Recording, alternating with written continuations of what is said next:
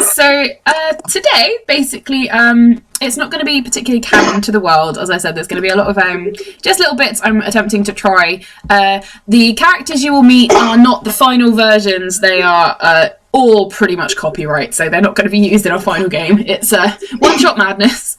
So there won't be like... there might be some XP for this, but it won't be, canon to the story. So don't worry about trying to memorize everything, etc. Wait, if I get another T-Rex, can I still... I will let you choose one of the T-Rexes to keep. Oh! Okay, one is... I'll make a choose between the babies. One is plenty. For now.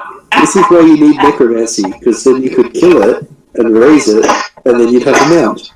You have an undead T-Rex mount. Yes, Don't give her ideas. That's an awesome idea. Cass is dangerous when she has ideas. I'll totally do that. She often does. That's the problem. Also, undead T-Rex might not die from trying to kill the sword. This is true. Again, don't give her ideas. Go. But I like encouraging it because it means that Pug and Cass end up fighting, which is fun for Arrow. Which, to be fair, everyone in the Sunday party has told me in no uncertain terms they enjoy watching the two of them fight and will happily sit back and throw popcorn at them. So, to be fair, it's going quite well. We also did that, actually did that. Yep. And then got bored and threw popcorn at Belgarath, who is not here, so we can laugh at him. Ha ha! What do you mean he's not here? We can laugh at him. I'll laugh at him when he is here. That's true. Even more so. You should have seen on Sunday. That was fun. I was listening to most of it. It was amazing. Also, I absolutely loved the DM's character. Yay! Yes. Fifi was amazing. Everyone loves sad the that Fifi! Especially when you stop to look up the spell in character, it just gave you the perfect mental image of just holding a finger up to the enemy going, wait. Give me 1 second! I cannot remember how to do vicious mockery. Give me 1 second. Ah yes, you, my friends, are a bastard. I like how you actually talked Guild into that thing as well. I'm just happy that I managed to use vicious mockery on a mind flayer and it worked. Yeah. That was fucking amazing. That's my most proudest achievement to date, including everything I've done as a DM. Everything. Oh boy. Vicious mockery, it can create some incredibly entertaining situations. Oh, good lord, yes. And I'm sure Fifi will pop up again because I'm not sick of him yet, so Yeah. I must admit, the first time I saw that spell used was actually in Critical Role. Yes. When that went off, it was epic. So, you're a nothing! You're a nobody! Which one of my ancestors did you just shame to death? To anyone who hasn't watched Critical Role, just do it. Or watch they've got a sort of 20-minute long episodes on YouTube where it's just they've compiled all the best bits. Just watch those. They're amazing. And they'll give you so many ideas. Anyway, so you guys have found yourselves gathered together. You vaguely know each other. I will do this like the Sunday one shot you're not really going to question why you're together. It's just sort of happened. And hang on a sec.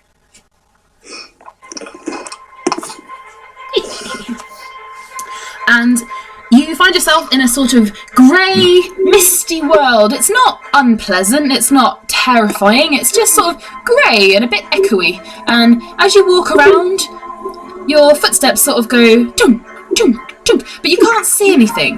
And you sit here for quite a while, not perturbed, just a bit confused, sort of scratching your head, feeling a bit sort of like you're half awake. And in the distance, you see some little shapes coming towards you. And as they get closer, they start to hop and boing. And you realise you've got 3 little bunny rabbits in front of you. And I'm going to put up a picture so that everyone knows what a bunny rabbit looks like. For some reason, I'm expecting, is that a BT commercial with the blue rabbit? If I thought about Well, it, I would. it's one of these furry squishes, and they're all safe. So, you've got a little white fluffy rabbit, a little sort of browny fluffy rabbit, and a little bluey-grey fluffy rabbit. They're all motioning to you and looking enthusiastic. And they're all pointing in different directions and wiggling their little fluffy tails. So which one of the 3 rabbits would you like to follow? Not any of these furry. I'll do my rabbits. I'm with, White one, a pink one, I'm with Cass on this one. a blue one. Guys, which one is the fattest? Going by the picture, I'm going to say probably the bluey one, because he doesn't look like he can move very far. The other 2 are sort of like hopping along. Okay. He looks quite full and I'll shoot that one. I'll Okay. shoot that one. I want the pink one. Did you say you're gonna shoot it? Yes, please, we want dinner, don't we? I'm going to try and make friends with the pink one. Guess, you assume that I share my food if I hunt it? I'll make you share it. No, good luck. Yeah, good luck. I'll join Cass on that attack. Okay, so which bunny rabbit are you attacking? The blue one, because it's fattest, so... Okay, are all 3 of you going to attack it? Yep. Well, yeah, okay, why not? Okay, well, Varric, it was your idea first, so I'm going to let you roll first to attack the poor defenseless fluffy bunny. These hungry creatures. I love how I now have people supporting me when I hunt for food. They know what you're like when you're hangry. Well, this turned out to a good start. We didn't expect to use my dice this quickly. Oh my god. That was just fucking Fuck yes. The most wonderful picture of just Monty Python people staring at a bunny rabbit. This might turn out like that. In fairness. I don't think the bunny has a chance. No, fuck, you just rolled a natural 20 on a rabbit. Right, Cass, what one are you going for? No, we're not I'll go for the pink one. Is it a pink one? Oh, It's the sort of ears. like Okay, pinky, it's like pinky brown. okay, I'll go for the black one. There is no black one! There is a bluey grey one, a browny pink one, and a white one! It looks black to me. There's a white, there's a Why is it gonna be purple, and there's a black black one. I'm attacking the black one because it's blue. Okay, I'll attack the one that they're not attacking. How about that one? I think that's a good idea. Okay, so first off, Varric, with your natural 20, are you shooting, stabbing, or what are you doing to the poor defenseless blue bunny?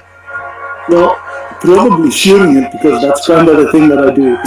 Okay, in which case you shoot an arrow towards the blue bunny, and as the arrow is about to pierce it through the middle, you notice that it sort of goes straight through the bunny with a and you hear it land on the floor, but it's a very misty, weird grey world. You don't hear it sort of like clatter, it sort of just sort of like goes thunk. And the rabbit is split in 2 and immediately becomes 2 bunnies of the same bluey colour, which look confused at each other and hop around, gesturing towards you. Come on, follow us, in a sort of come with us kind of way. Are they just like smaller versions of the blue one? Yes. Guys, they have more. Let's follow them. No. We can make more of these and sell them. Or eat. Do you guys want to make a lot of them? Yeah.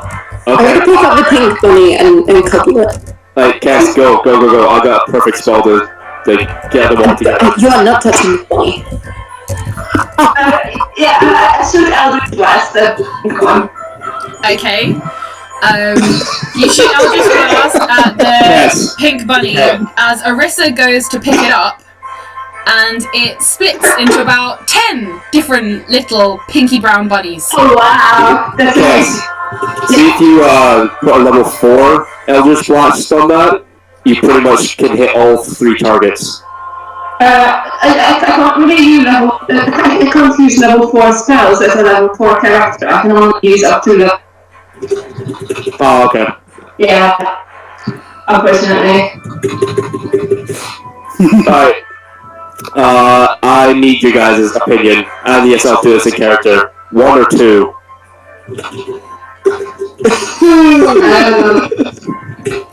2. Alright, write it down. Write it down. I need to get numbers here. 2. 2. 1. I'll go for 1. What? Alright, someone needs to be the split and vote here. 1. What are we voting on? No one knows. Does it really matter? We will find Yes. out. Oh no, yeah. I'm under 10 bunnies, help me. Oh, I'm loving being under 10 bunnies right now. You are just giggling away. Yeah. Okay, I am going to use Firestorm. Ooh, you're gonna grill him for me. Okay, and are you going to cast it at all 3 bunnies? It hits everything. All Yeah. 3 colours of bunnies. So as many bunnies as you can hit. 1 second. Firestorm, yep, it is. Hits everything within a 20-foot radius. Wait, Arissa is underneath the bunnies. Arissa, you gotta move, bro. Hang on, 1 second. Wait. Put the body down. The bunny back in the box. Wait.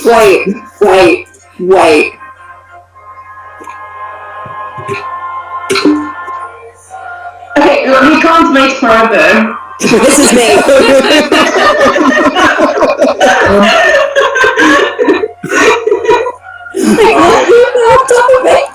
Okay, fire in the hole.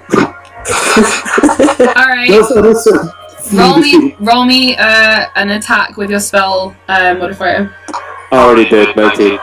Okay, and which group of bunnies were you aiming for? You've got the pink, brown ones that are sort of scattered over Arissa, you've got the 2 blue ones, and the 1 white one, which is like still wiggling its tail, and they're all trying to motion for you to follow them. It hits all of them within a 20-foot radius. So you're going to aim for all bunnies. Okay, Yes, can you... I want a bunny army. Okay, roll me your damage, please. Okay. Oh,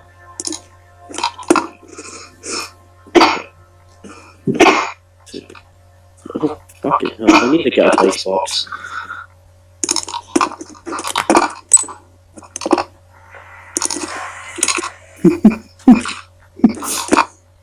I enjoy how this started just a short while ago. We're already murdering bunnies. Yeah, me on the party. or already Okay, failing at murdering bunnies. I'll just say 30 damage to all of them. Okay. So, there are now 20 blue bunnies, 40 pink bunnies, and 10 white bunnies. This is the thing of my life. Half the time when I turn into a squirrel, but really, who can beat that? That's amazing. We're building an army here. This is where the DM says roll initiative. So the pinky brown bunnies scrabble around and off you, Arissa, and they all run off in one direction and sort of sit about 20-30 feet ahead of the group, beckoning and wiggling their tails to say, follow us, follow us. The 20 blue bunnies are pointing off in another direction saying, follow us, follow us. And the 10 or so white bunnies are wiggling their tails and sort of bouncing around pointing in another direction as if to say, follow us, follow us. So Okay. I'll pick up my arrow at least, and then I'm closest to the blue ones. Why not? Big bunnies. Pink bunnies. Yeah. Do the bunnies speak at all? If we ask them which what they are kind of, Well, yeah. shouldn't you try to ask them? Yeah. Okay. So I try asking the bunny. So where are you leading us? Really, Cass? You gotta talk to a pink fluffy bunny, but you ate that pink fluffy bow? I'm trying to see trying to find out if these bunnies can, if these furry creatures can answer. They're probably not intelligent enough. I'm surprised you guys are. Okay. What are you asking the bunnies? Where they are trying to lead it. Okay. They don't speak. They look up at you and like whiffle their noses, and a couple of them like bounce and do a little like forward flip somersault and like sort of run around and come back a little bit and go forward a few steps and come back as if to say, "Come on in, come on in, come on in." That's completely useless. This must be a trap. Can I poke it with an arrow? Like, not shoot it, but actually just poke it with like the feathered part. Sure. Which bunny do you want to poke? Pink, white, or blue? Pink. Okay. You lean in to poke one of the pink bunnies, and it does that sort of cartoon thing where it watches the point of the arrow move towards its stomach and sucks its stomach in as far as it can go. And then when your arrow like pushes against it, you feel some resistance. You can feel the fur, and the rabbit sort of looks up at you with a quizzical expression, with one ear flopped over its face, like, "Huh?" It's a ghosty bun. But not entirely. So is it a ghost or is it not? It feels real. It feels like it's got fur and stuff. I'll admit that it's not a good meal. Not worth my time. Rosie, Mm-hmm. what's the sex of the rabbits? I'm worried. You can't really tell from this angle. They're all sort of sitting and bouncing around, and they're very fluffy. Arissa was closely underneath them. Does Arissa now? Okay, I'm just going to make this hilarious. I'm just going to cast Mass Suggestion and come to hump the shit out of, Varric, what character are you right now? I'm Varric. Okay, well, yeah, you're getting humped. To all the bunnies. Okay, so explain this to me one more time. We cast Mass Suggestion to make all the bunnies hunt me. Okay. And is that going to only affect the male or the female bunnies? All of them. All bunnies. Okay. The bunnies all look at you dead in the eyes and tilt their heads as if to say, "The fuck?" They have smarted you. Oh, Jesus. These are the best bunnies I've ever come across. I give up. I give up. I'm just going to go silent into the back of the group in total disappointment. And at this point, they're splitting off again. So you've got the group of white bunnies, the big army of pink bunnies, and the group of blue bunnies, and they're all sort of heading off in separate directions and all like saying, follow us, with their like paws and gestures and things. Do I have a carrot with me? I don't know. Do you have a carrot with you? Well, I have, 13 days of rations stored. In which case, I'm going to say you've probably got a carrot in there somewhere, yes. Awesome. I also have a are there any, oh, I have a quarterstaff.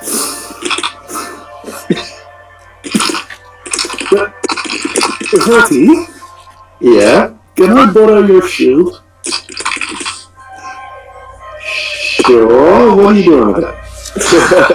Fun things. Oh, God. I'm just gonna take it off and hand it to him, but just watch closely. With or without the javelins? With could be extreme fun, but also highly dangerous, so probably without. Alright, I'll probably need to unstrap those. Yeah, good idea then. I'll spend about 2 or 3 minutes removing those javelins. In the meantime, I tie an end of the rope to the tip of my quarterstaff, and to the other end of the rope, I tie the carrots. Like, a few carrots. Oh my god, I know exactly what you're doing. Without it, there's no idea, but... I still need to figure out a way to mount the bunnies to the shield. Okay. So just to clarify, you're trying to lure the bunnies to you with a carrot. I kind of want to, like, the big picture that I'm trying to achieve is a verti shield on the ground, Varric standing on top of it with his quarterstaff and the carrot dangling in front of like an army of bunnies that pulls the shield like a sled. Okay. Well, Is that possible? it is possible. However, as you Yes, exactly that. However, as you wave the carrot temptingly in front of the bunnies, they some of them come up and sniff it and pull faces akin to and scuttle back away again. They are not interested in your carrots. They do not like carrot. Did you just assume it's taste buds? Do I have any foods that do seem interesting to them and aren't too big? You can try. Just Well, a quick I'm note, still- everybody. Varric is giving up food. Do they like corn? You can try. You can dangle some corn. I'll try and dangle some corn. I'm just gonna suggest as a group, can we just follow the bunnies? This is getting this is getting weird. I'm way ahead of you. I'm a man of pink ones. Okay, I think these bunnies are a trap. So I think they don't be first. We should go a different way.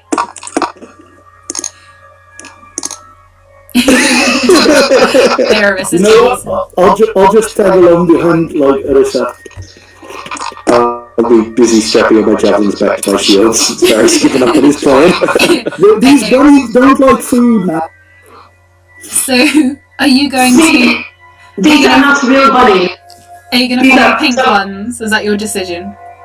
I'm following the pink ones. If Okay. anyone else comes with me, that is good. If anyone else doesn't come with me, they can go fuck themselves. I'm going to follow Arissa because I'm a bit concerned about what Varric is going to do to these rabbits. I decided to give up on that plan, so I'm also following Arisa. Okay. For the sake of argument, is everyone going to give up and follow the blonde bouncing bard and her bunny army? Yep. Eventually. This- But I'm sneaking behind the group.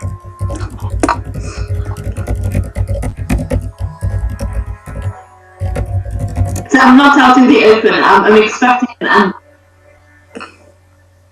I'm gonna walk beside Kess just in case if shit goes down. I can use it as a meat shield. She's not a meat shield. Gosh, yes. Okay. Well, now So she is. She just got a promotion.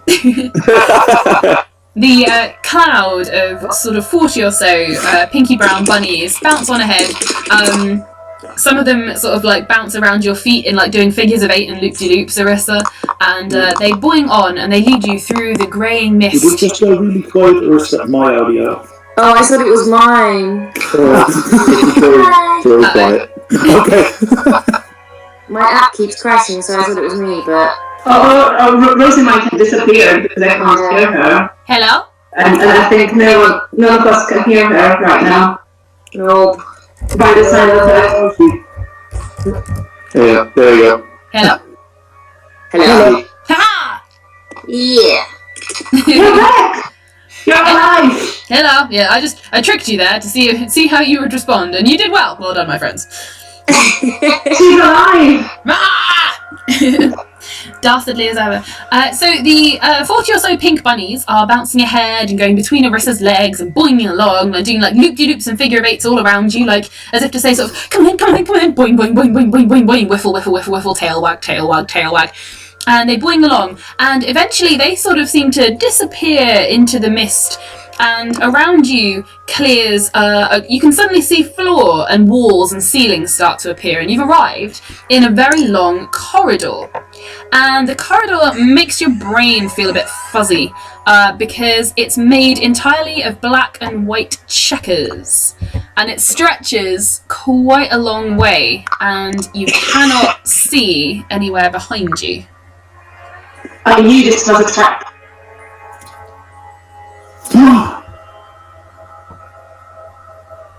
I can't tell if I'm like hallucinating from seeing the bunnies or that I'm actually seeing this. You can roll me a charisma check if you like. Yeah, sure.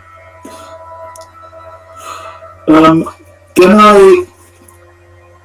Like, is there anything else on the floor? Rocks or pebbles or anything? No, you can see occasional sort of like bunny footprints that sort of like are left in sort of like a grey, misty, like a whisper. But they eventually sort of like seem to clear and disappear. The bunnies seem to have disappeared down this long corridor.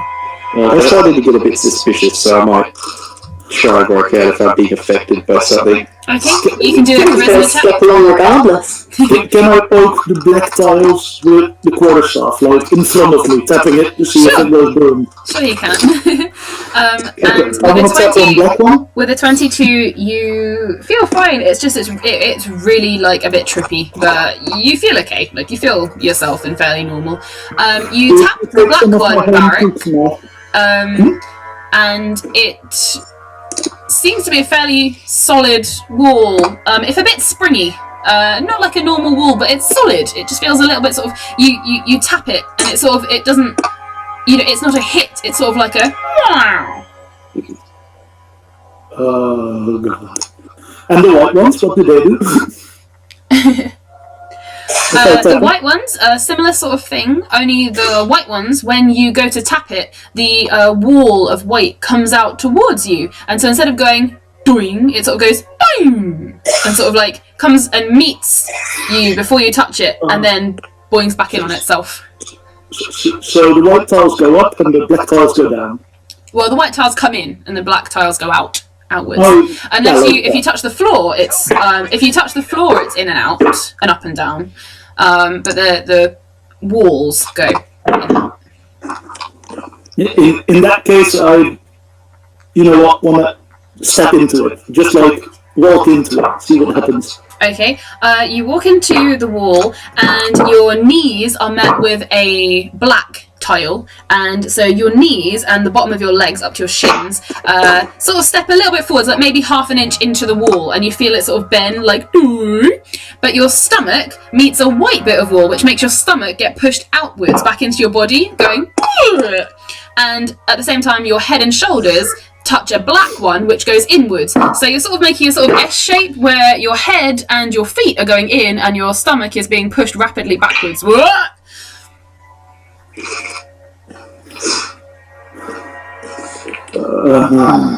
I need food. What are you doing? I'm sorry to see what happened. Can I take one of the ball bearings out of my, whatever it is, my thieves pack or something, and throw it down the corridor? Yes, you may. And while she does that, I'm going to cast Detect Magic. Okay. The ball bearing rolls. It doesn't seem to be on a particular hill, but it just sort of keeps going.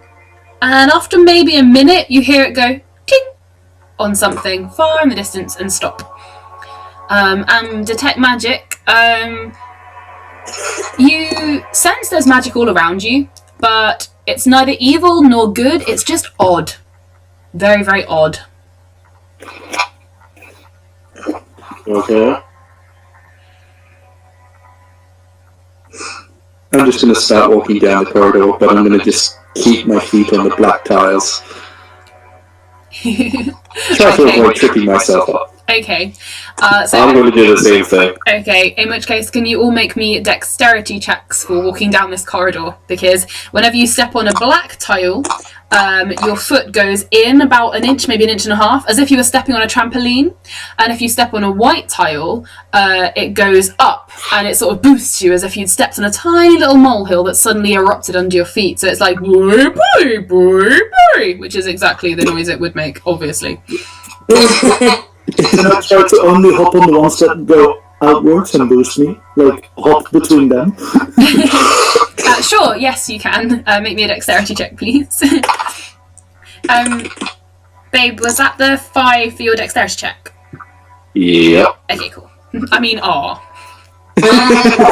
Wait, is it like a saving throw or an... I think it's just a normal check. No, just a check. Okay.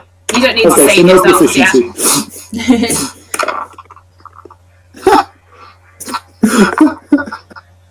Did you just have one?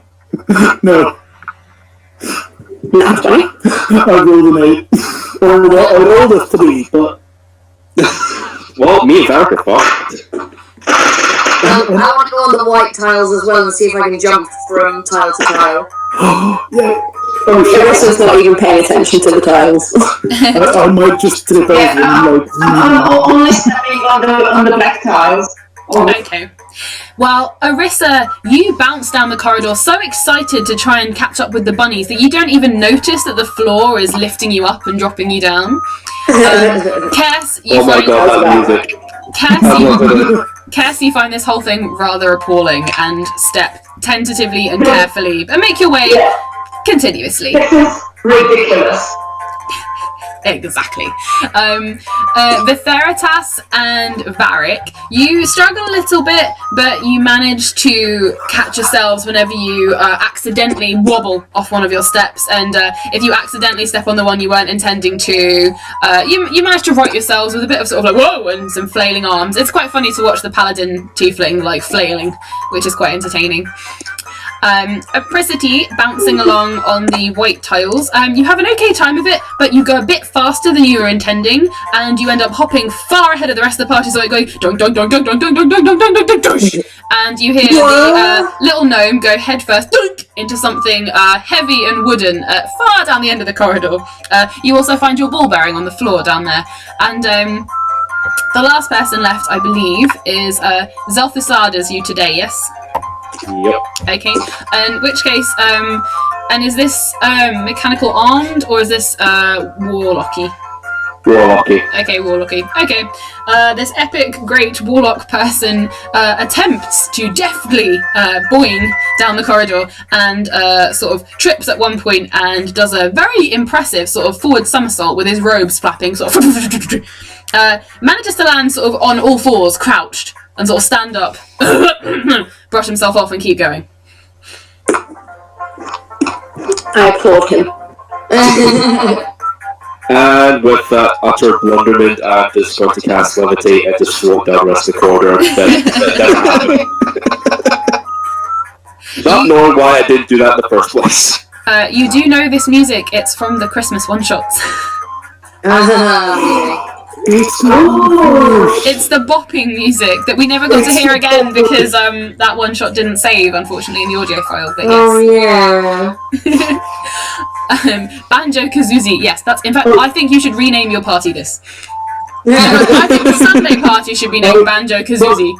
But I'm sort of hoping to see that name for my witch doctor. I recognize this music. I approve of that character name. Yes. I shall be Banjo Kazooie. Banjo Kazooie, and you have to use your full name at all times. The great Banjo Kazooie. Can you get a familiar as a witch doctor? Dude, Please, Phoenix. What? Kanjo Banzuri or Bazuri. Bazooie! That should be his catchphrase. Like whenever he does something, he'll go Bazooie! Yes, this is amazing. That sounds amazing. So eventually you guys all find your way to the, for the sake of argument, end of this corridor. It seems to end very abruptly, especially because of the patterns being very disorientating, and you find yourselves standing in front of it's unmistakably a door, but it is huge. It is about 20 feet wide and about 50 feet tall. The handle to turn to open the door is 30 feet above you. Well, 30 feet above you.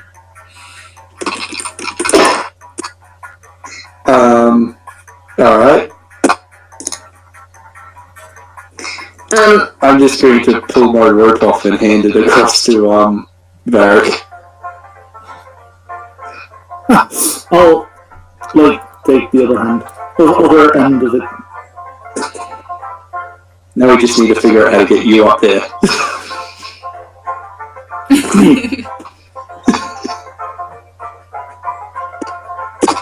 I can climb. That sounds useful. Looking around, you notice that one of your party is actually flying. Oh, who is it? It's The The What is his name? floaty warlocky guy with flowy robes. His name is, well, introduce yourself, dude. They would know your name randomly in this world. Yeah. It's Zelfasad. Oh, it's the actual name of your account as well. I just changed it. I sort of should have guessed that when your name changed to that. Yeah.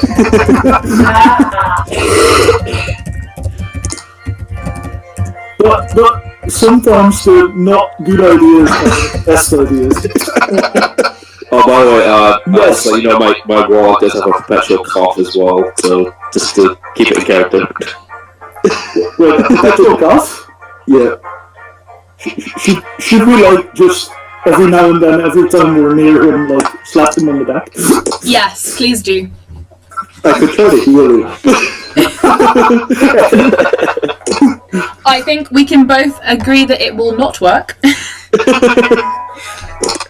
I shall constantly be patting him on the back when I'm What I'm gonna say to the guys is, give me that rope so I can fly up, tie it around, I'll bring the rope back down. You guys can do the pulling because I'm weak as shit. Fair enough. Okay. I could do the pulling back. Franti can do the pulling. He's good at that.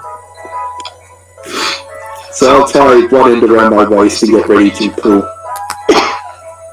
Okay. Whoever's going to be on the other end. And while you guys are doing this, I'm gonna be floating like I'm in a leisure chair, just chilling, watching you guys. Okay, so whoever is going to help or not, make a strength check, please.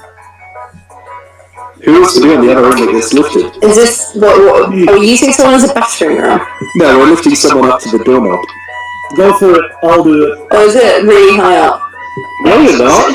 Why would you, guys, why do you need to? I just flew up, tied the rope around the handle, brought the rope back down. Oh, sure, we can just pull it. Yeah, so we just established that earlier, and I already forgot. You know what? I shouldn't have said anything. On you go. Climb back up. Oh dear fucking god. So, strength checks for anyone who's assisting the paladin, who by the looks of things may need help. Yeah, very need help. Wait, so can I help pulling the rope or not? Yes, you can all help pulling the rope because it's attached to the door handle now, so you can all pull the rope to try and open the door. I might not be able to help much. That was very, very nearly in that one. Oh You need one of those? I will never use the yellow D20 again. Yeah, I'm not helping much either. no! And this is how the party died. What we doing? Strength check? Fine, I'll help. This would be divine retribution for all the doors that I bashed with my hammer. Finally, they have their revenge. Is there anything attacking us? Or are we waiting to... Because we always try again. Rosie, should I help him? Hey, that's up to your character decision. So far, the bard, the small blonde bard, is doing the best of all of you. I don't know. I'm tempted, but I'm kind of enjoying this. Vicky, Yeah? you can talk to small creatures, right? I can! And there's a million bunnies nearby? No, the bunnies have disappeared. Ah, Fuck! In fact, I was maybe the as bunnies you can do more approach the pulling than door, us. you saw the last of the pink bunnies look back at you and give you a come on, with its paw, and then hop through the door and disappear. Through the wood itself and vanish. Oh. Which Wait, you guys can I already try know that? you can't do because you slammed into it when you arrived. Well, that's true. My head's Princess still you did anyway. My head still hurts from that. Don't try it, guys. Right. So I'm presuming that Varric's just fallen flat over. I've tripped on him as a case. Yeah, pretty much. And then Kess stumbled and just squished things and got really annoyed. Meanwhile, Arissa is left holding the rope. And she sort of manages to sort of bounce on it like one of those monks who's ringing a bell in church. And it pulls really hard down, and the door handle pulls halfway and is about to go, but then Arissa is lifted up into the air by the thrust from the floor, also landing on a white floor tile, and is like badoing up into the air, and you will quickly catch the rest of the rope as she lifts up into the air as the handle lifts back up again. So it's like boing, boing, boing. I'm gonna try again. Says Arissa from halfway up the rope. While this is going on, I'm going to ask Cass, what the hell is this whistling? Like you? What race are you playing? Sorry. You can't see any of me at the moment. I've been Oh, told for with a mask. sake. I might actually be of use this time. Please be, because, yeah, this place is getting sin bin too. Oh dear. Oh Oh, my the God, this appropriate music is music. Yes. The question I is, if you look at all of them, they are all special. If you look at me, I'm properly skilled. Like, all of them are tieflings. Don't we have, like, Verity being a tiefling? But a tiefling is still a squishling, but where are his skills? He has no skills. His skin is still squishy. So, if you touch You it, literally push it cannot in. see any part of my body. But I can assume things. Okay, I'll just turn into a dragonborn. And you're probably using like yourself. He doesn't necessarily have to use that if he's like shapeshifted or something, or changeling. Yeah. Meanwhile, Arissa is still boinging up and down on the door handle.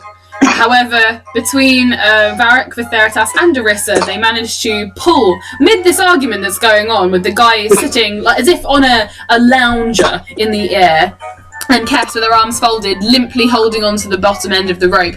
The rest of you manage to pull down on the door handle, and you hear it click, and it clicks and opens, and as you pull, the door opens, but the handle's pulled down, but when you pull on the rope, the door doesn't budge, so you're gonna need to hold it down and push it to get it open.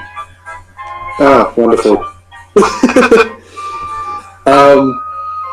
I'm just gonna start, winding the rope around my waist to keep, the tension, and hopefully be able to shift us closer to the door so that we can push it.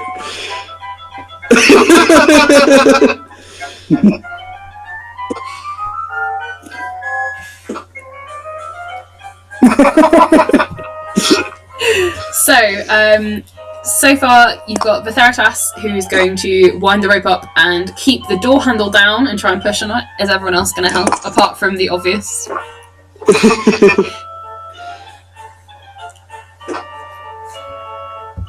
So what happened? Sorry, I was reading an email. So the handle. The handle's come down, but you need to push on the door to open it, not pull it. Could I use my mage hand cantrip and try and push the door open? You may, yes. Damn, that could have hopefully helped with actually pulling the damn door. I know, but you guys were going up and down the rope. I didn't get a chance to say anything, so. She just deliberately sat there and watched. Yeah, I just kind of went, hey, oh, they're fine, they're doing it. Not to be a nitpick, but doesn't Mage Hand have a weight limit? Does it? It cannot carry more than 10 pounds, but we don't know how heavy the door is yet.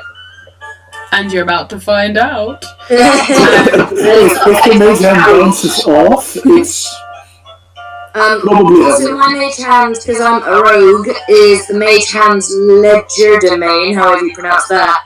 And it can do things like pick locks and stuff if I use a dex sleight of hands check. So I don't know if you want to... Oh, nice. Well, you cast the mage hand, and between the mage hand and the Vitheritas pushing, the door, with the handle still pulled down, manages to open.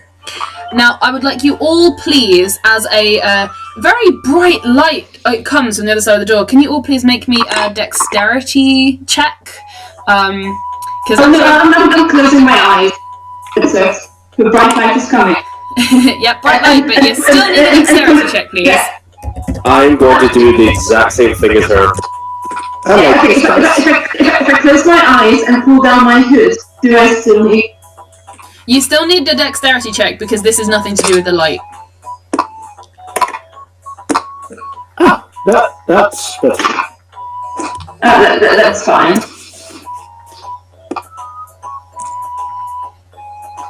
Oh wait, I added the wrong score. 24. Okay, awesome. For some reason I added wisdom to that dex check. Oh.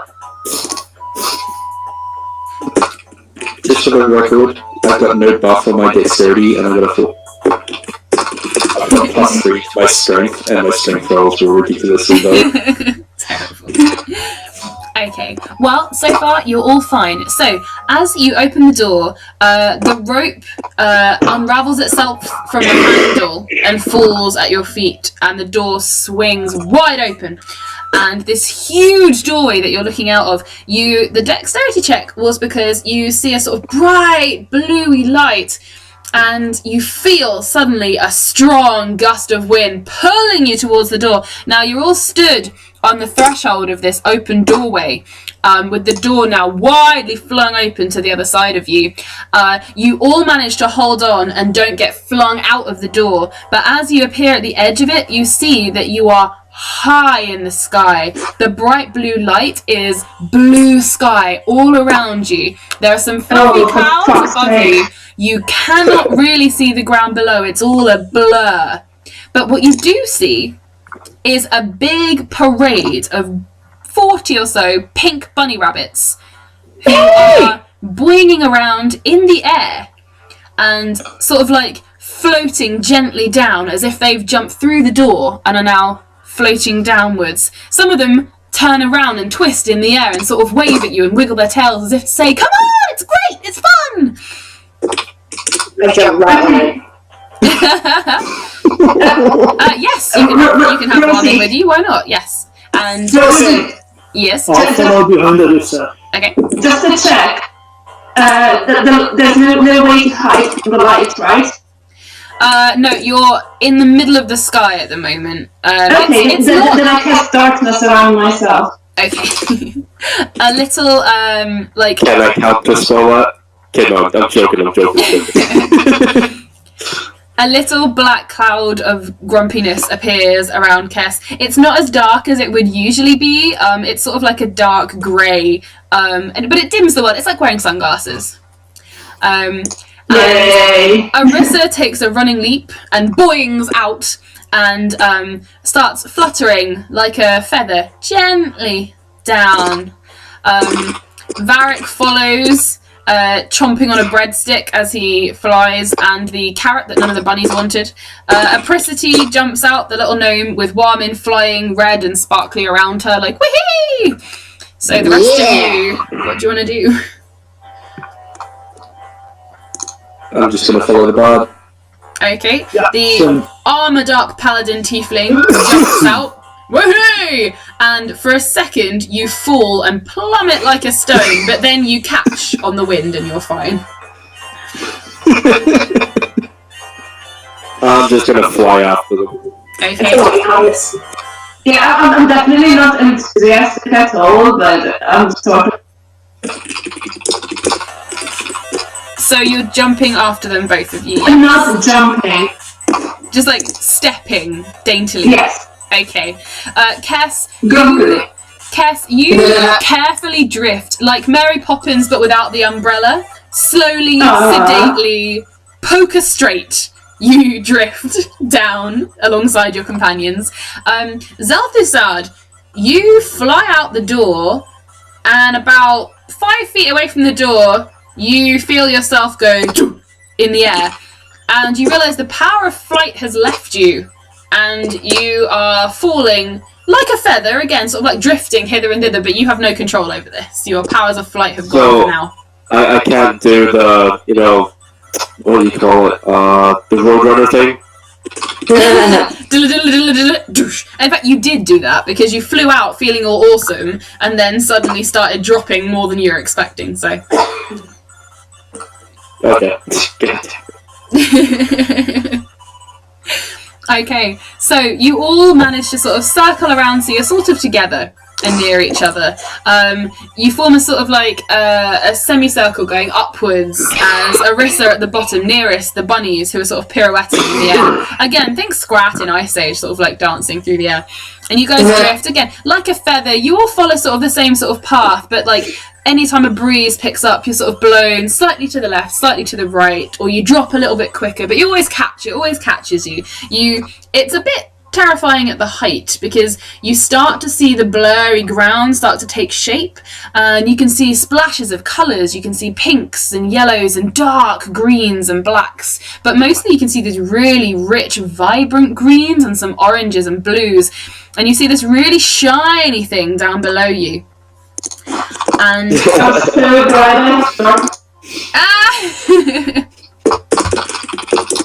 the best spell ever.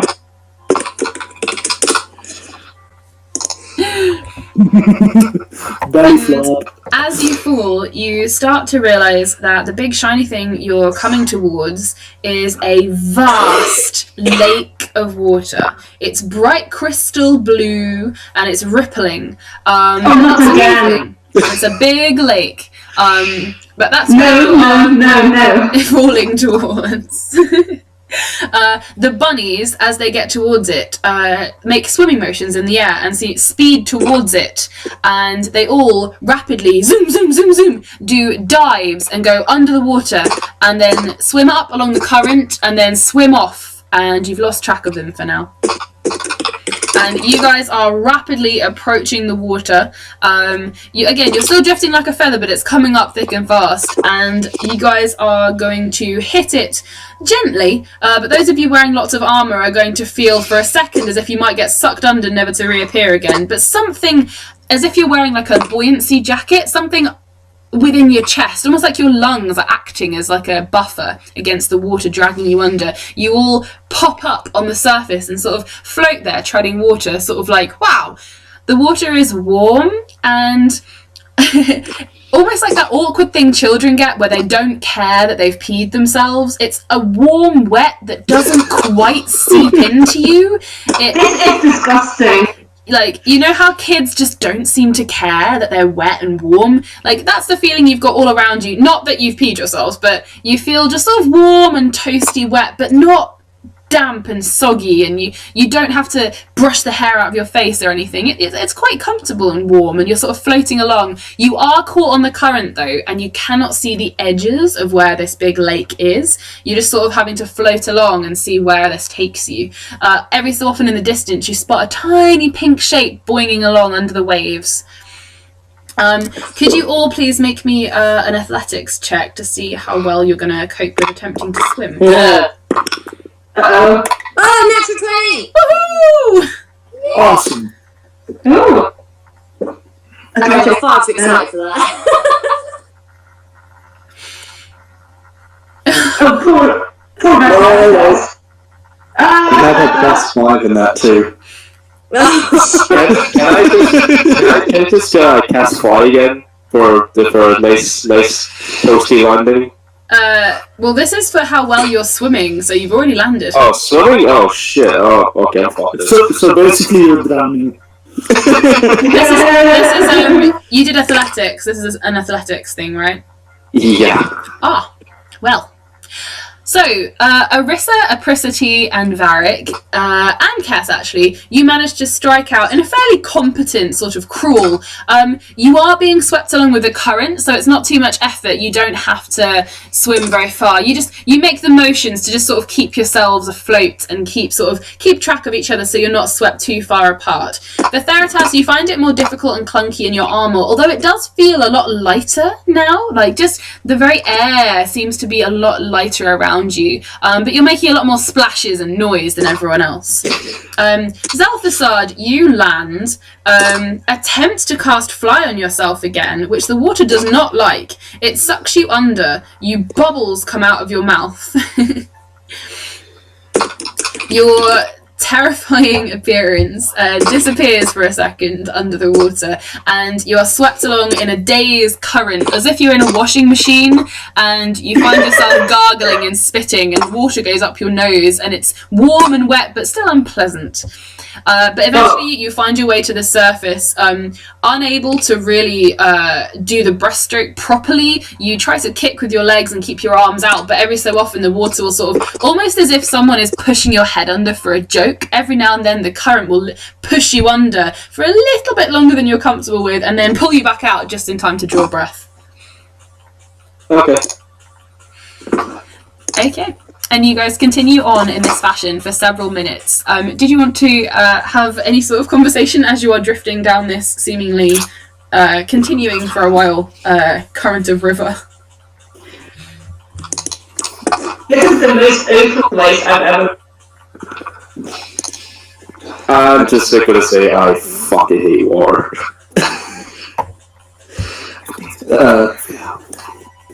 Oh yeah, shit, actually, one of Apricity's flaws is that she's scared of open water. Oops! So is she freaking out? Well, I don't know, I just saw a natural 20, so maybe she likes this kind of weird magic water. I would say that yes, it dawns on you suddenly, and you realise just how terrified you should be, but the fear's not quite there. It strikes in you for a second then because you remember it, and it then dawns on you that you had to remember to be scared, and that confuses you. And I think the presence of swimming bunnies is just making me quite chill. yeah, it's as if Apricity has had a very nice spliff, and it's just a bit chill now. So cool, Oh, you know? a bit like when Wyatt gave me whatever he gave me on the airship to fill me out. Yeah, pretty much. That was awesome. Okay, cool. So I'm just like stoned and floating along. I'm having a great time, guys. Yeah, Bertie is the brave Sarah Ben. Sure. So, yeah. Did you want to have any sort of conversation as you're drifting along, guys? I'll let you have this opportunity. Have the floor, guys. Have the floor. I'm just flailing, splashing, and swearing in infernal as I try to keep my head above the water and try and swim with the shield still strapped to my arm. You should like use it as a slip. What? As a bodyboard? Yeah. It has javelins on it. You can use that to ski with it.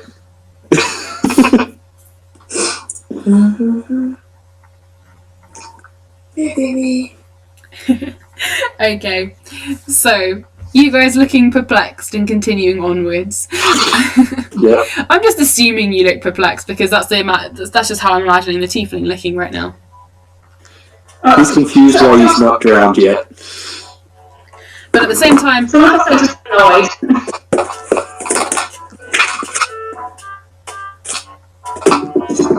So are we this is in a Veritas' rushing river? music right now.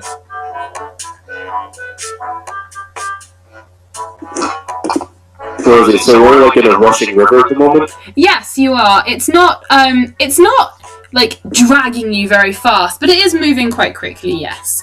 You cannot see any banks around you. It's a very vast lake of river, but the current is moving you very determinedly in one direction, and occasionally you do still see the bunnies ahead of you, like bouncing about in the water, and it seems to be the direction that they're heading in as well. So if that makes any of you feel safer.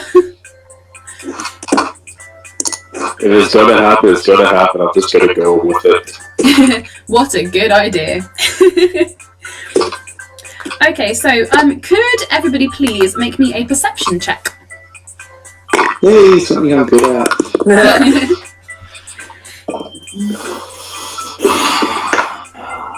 What's my perception?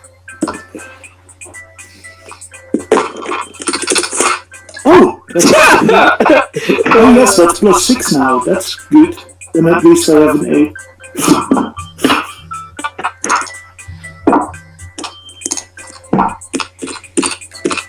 Oh, liquid latex. Oh my god.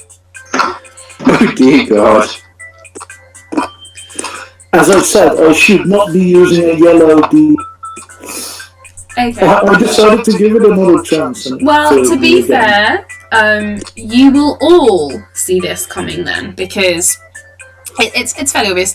You guys notice that coming up rapidly, ironically, you hear the noise before it really dawns on you what you are approaching. You see the river come to an abrupt end, maybe 20, 30 feet ahead of you, and the bunnies seem to bounce up in the air very quickly, and then sort of wave at you, and then rapidly fall down and disappear out of sight. And you hear a big, huge rushing noise and lapping and splashing, and you realise you are going towards a gigantuous waterfall.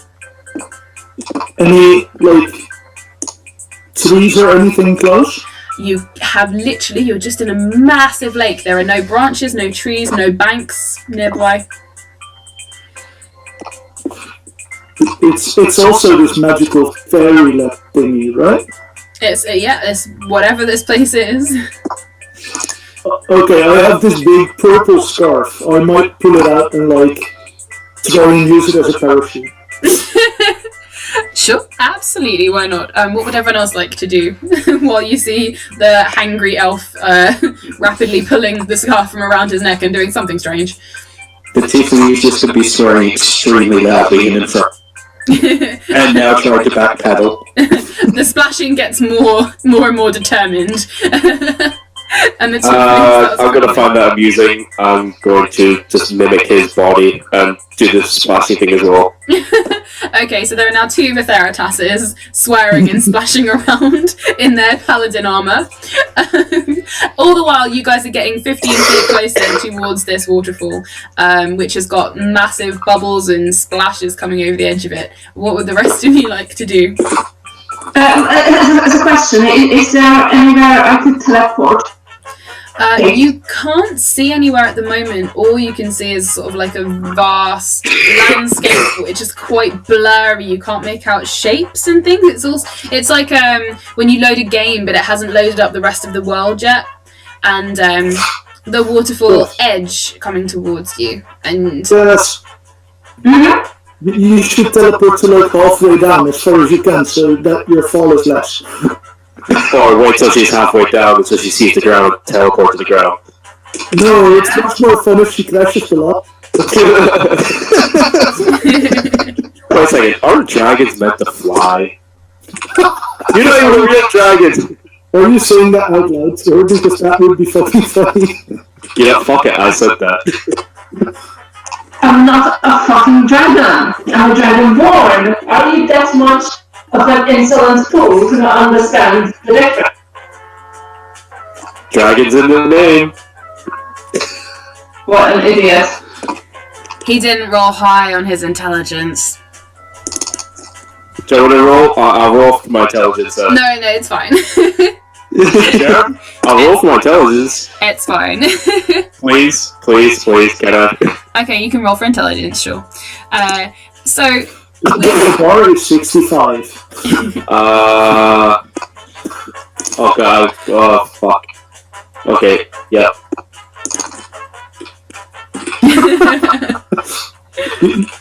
You know what? I think Varric would actually try to swim closer to Arissa, so, closer towards the edge of it. So, with your plans all made and your head-scratching musings about the difference between dragonborns and dragons, you all drift in various different degrees of happiness towards the edge of this waterfall. There's a solid moment, a bit like Arissa thinks, at the edge of a roller coaster, where you all teeter on the edge. You cannot feel the ground at the bottom of the river beneath you. You can just feel this endless current pushing you forward, warm water at your back, lapping at your feet. The roar of water as it disappears into an ungodly distance below you. You cannot even see ground.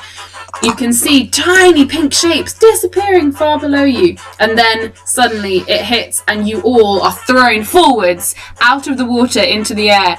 And you hover for maybe half a second. And then you plummet. And this is faster than the feather fall you did earlier. This is faster than the rapids. This is faster than the current that was dragging you. You plummet like a stone. But not as fast as you were thinking. Halfway through. You can try. So sure. Roll me a d20 and add your spell modifier. Oh. And my spell.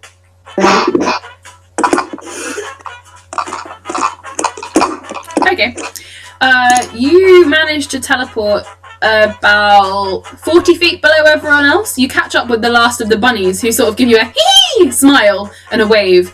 You're still falling though, and you still cannot see the ground. But Kess, could you roll me a perception check? Okay. Sure.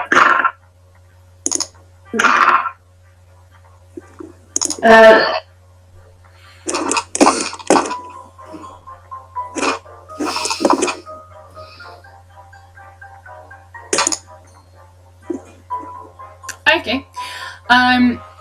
Cass, you being slightly further down, you notice that the waterfall itself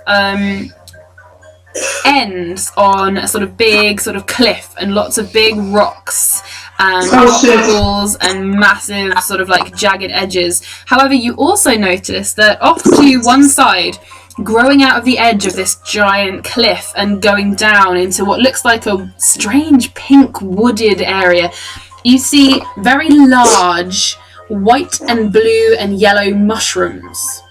And by large, I mean 10 feet around on the surface of this mushroom. And they're growing out of the side of the cliff where the waterfall is now. And bunnies seem to be sort of swimming their way through the air towards them. And you see a couple of them land, and they bounce. Okay, then I will copy the bunnies to try to land on these marsh. Okay, awesome. Roll me a acrobatics check, please. The rest of you get closer, and you can see tiny pink bunnies in the distance, but you can't see what they're doing. But you can see Kess now attempting to succeeding. Kess, in the weirdest thing you've ever seen in your life, starts to sort of do a sort of breaststroke crawl through the air off to the side and lands herself in a sort of odd one-footed awkward pirouette. And she lands on a mushroom that's growing out of some cliff that's come out of nowhere, where the waterfall seems to be ending. You also notice below you big rocks, big sharp-looking rocks, rock pools, big rocks, big rocks. And Kess, you bounce on this mushroom. It feels a bit like the texture of the black and white floor, except that it goes in and out. So when you land on it, it goes ba-doing and then comes back up again. And you bounce up and down on it a few times, standing, watching your companions as they fall towards you. What would the rest of you like to do? You're still plummeting towards the bottom of this waterfall. So my scarf doesn't do anything to slow me down? You're probably at the back of the pack, so it slows you down a tiny little bit. Yay! It does mean that you've left Arissa though, so Arissa will have fallen further than you.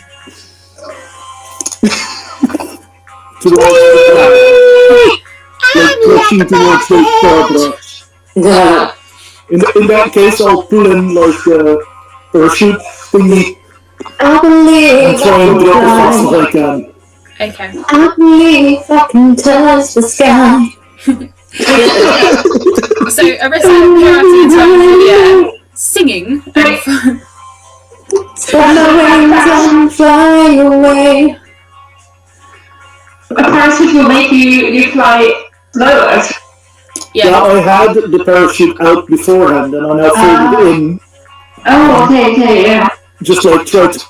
Okay, you managed to catch up with Arissa, and you notice that Kess is stood boinging up and down on top of a giant mushroom off to you guys' left. What did the rest of you guys want to do? I was just flapping my arms to see if it did anything. It slows you down a tiny little bit. So does this mushroom, you can look past it and see like the jagged rocks below it? There are jagged rocks below, yes, and you can see other mushrooms growing out the side of the cliff, heading downwards, like a big sort of clump of mushrooms that are growing all the way down to what you can now see as sort of like very vibrant green grass far below. I'm gonna aim for the nearest mushroom. That I can hopefully make. Okay, make me an acrobatics check, please. I might live. Nah, probably not. Do I get any classes to acrobatics? I think so. Nope. And you're wearing armor as well. Oh, hang on. Oh, but you rolled well. Yeah, just gotta double check now if I have to do disadvantage on that as well as stealth. I thought it was only stealth. I think it's only stealth, but I just want to double check. Not necessarily, because armor is quite. I think maybe all of your decks. It specifies stealth in the player handbook Oh, okay. for disadvantage on armor. Oh, sorry. Yeah, that's right. I don't have the player's handbook open at the moment. I do. Awesome. If it's just stealth, then it's I'll just take an additional look at it, just to be sure that it's, Okay. like, I have the book in front of me, why not? Yeah. It specifies that it's disadvantage on stealth. Okay. That's not too bad. Yeah. So, it's only if you try to sneak your way there. We did a lot of sneaking early on. Okay, so Vatharitas, you've got a 19 for your acrobatics check. So Yeah. you managed to sort of front crawl your way, like doggy paddle through the air and over to about 10 feet above where Kaz is standing, and you sort of managed to drop onto the mushroom, and sort of you both wobble a lot and you have to steady yourself so that the other one doesn't go flying off the other end, and you're now both stood on this mushroom that's about 10 feet in diameter round the top. Can I move away so the others don't get on top of? Yeah, you could bounce onto the next mushroom if you want. There's one sort of nearby. Okay, cool. So Kess is on the next one. Vatharitas is stood boinging up and down, sort of like watching the rest of you. What would the rest of you like to do? Actually, as you guys are watching, based on that roll, you see the hooded and robed figure of Zelthasard flapping his arms manically in the air, and then suddenly, unable to maintain it, he drops suddenly and ferociously and scoots on past all of you and goes down to the very bottom of the waterfall, being caught up in the water, splattered with it, and ends up going smack bang onto the rocks at the bottom. His body broken in three, one of his arms bounces off one of the rocks and disappears down into the rest of the water pools at the bottom. Blood seeps over and fills the rock. And you hear a mighty as his neck breaks against one of the rocks. It was almost nice. Can I correct his soul? I zoned out a little bit and came back to that. Perfect. Who died? Zelthasard. And I'll just come out and tap Cass on the shoulder going, just a little bit? Yeah, Kaz, he appears behind you as well, having watched him disappear onto the ground below. He appears behind you now, having tapped you on the shoulder. Like, whoa! What the hell? And I attack Shadow Knight because someone tapped me on the shoulder. I was not expecting. I guess I roll an attack. Oh yeah, definitely. Right? Well, if you want to attack him, yes you do. Yeah. Okay. So that's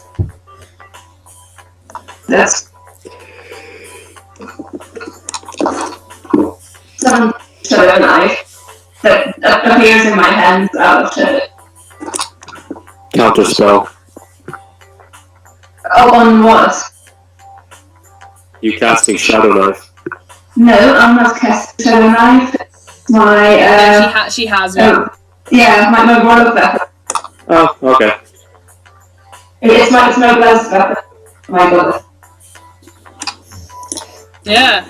Lots of goddesses give out swords, you know. It's not just one.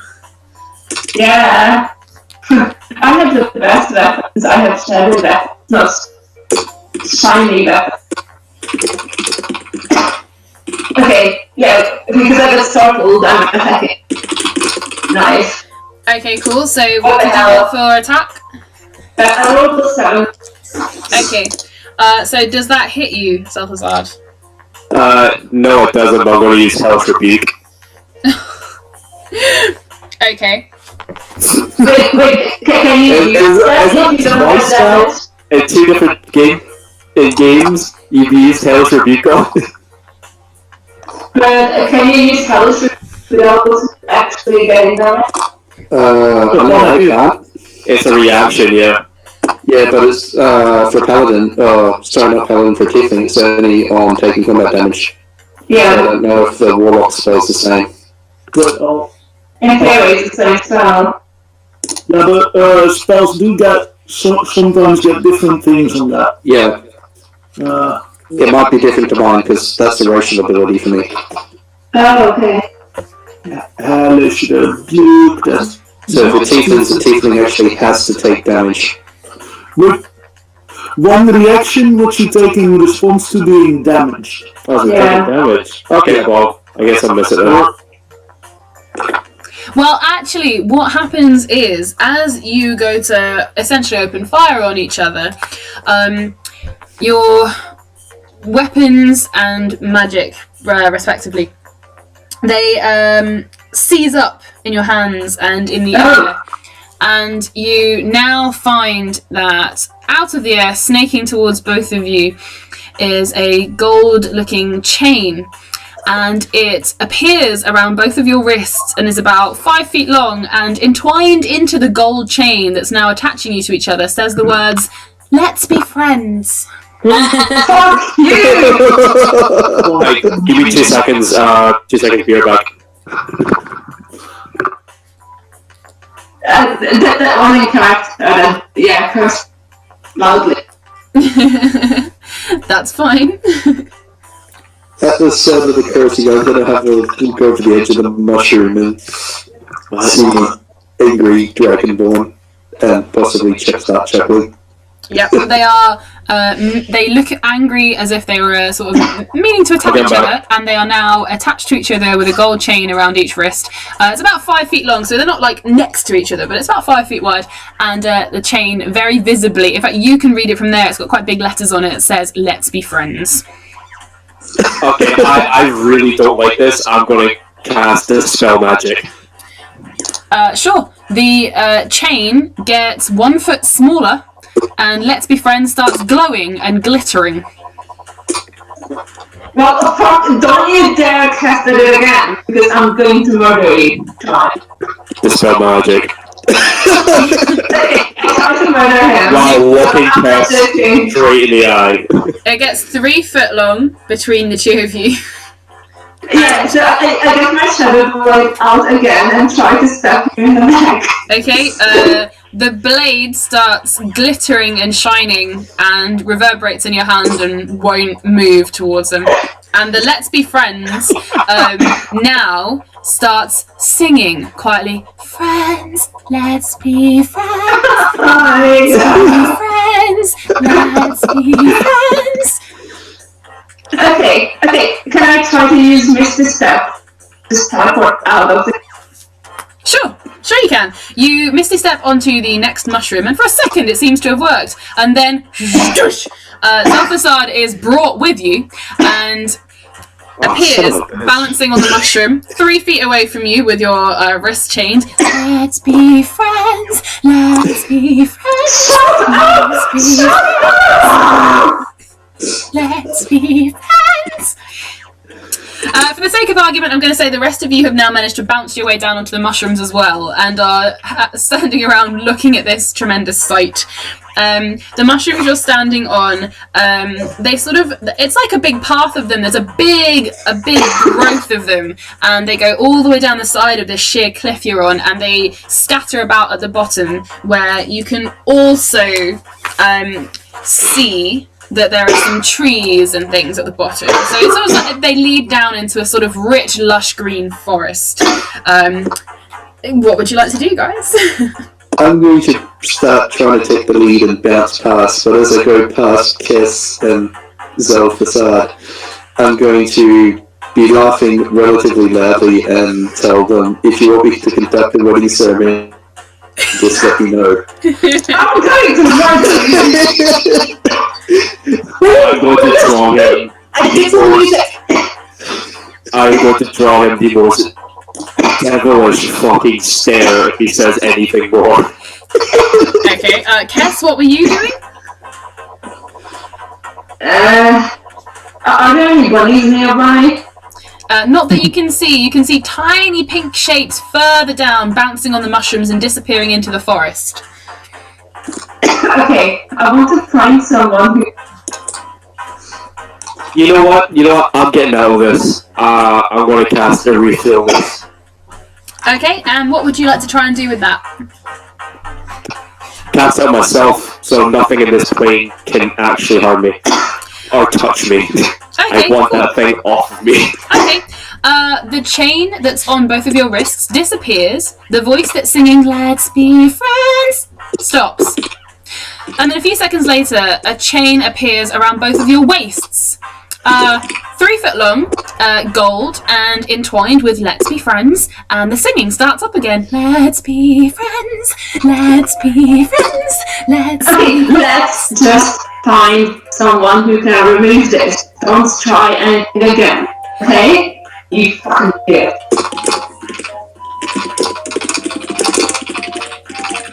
I'm just going to shake my head at her. So you guys Okay, now... I start walking. I want to find someone who does this. Okay. Kess and Zelfasad, could you please roll me dexterity... No, acrobatic... No, just dexterity. Dexterity checks with disadvantage, please. Oh my fuck. That's... Yeah. Oh fuck, drop one. Oh, that. Wait. I have a modifier, so it's actually 3, but it's enough. Oh my god. Oh my god. Oh my god. Okay, so Vitheritas, you bounce past them, say your wedding ceremony, sit, quip, you bounce on past and get onto a lower mushroom, you hear a spell happen, you then hear like a thunderclap, and then you hear more swearing, and you idiots!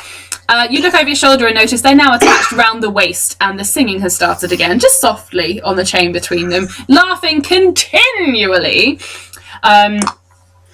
You carry on bouncing, and you then hear, as they attempt to follow you, and the rest of you, so Apricity, Arissa, and Varric, all stood on the mushroom slightly above them, back on the first mushroom. You look down and you notice that Kess has started to follow Vitheritas in an attempt to bounce off the mushroom. Zelfasad, realising what she's doing, has attempted to go with her, and they've both attempted to jump off the mushroom at separate times, and they both now go, and they both land flat on their faces on the next mushroom, and go sort of boing, doing, doing, like two children who've been thrown onto a trampoline.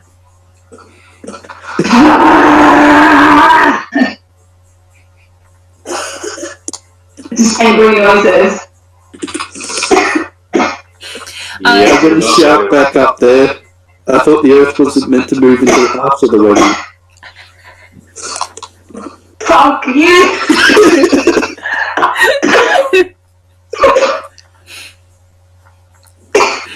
So, the rest of you, would you like to follow Vitheritas down? Slightly more successfully than your companions. Yep. Okay, awesome. So the rest of you managed to bounce on down following these mushrooms. I'm going to use you two's roll and just go with that for now. You guys basically belly flop your way down, and you find yourselves with Warman sweeping above you and round, occasionally laughing at whatever it is that you crazy people are doing. You manage to bounce sort of ba-ding, and land on the next mushroom down, and you manage to plant your way, following with Theratas, and you find yourselves on the floor of rich grass. It grows up to your knees, so apricity, it's going to be up to nearly your waist.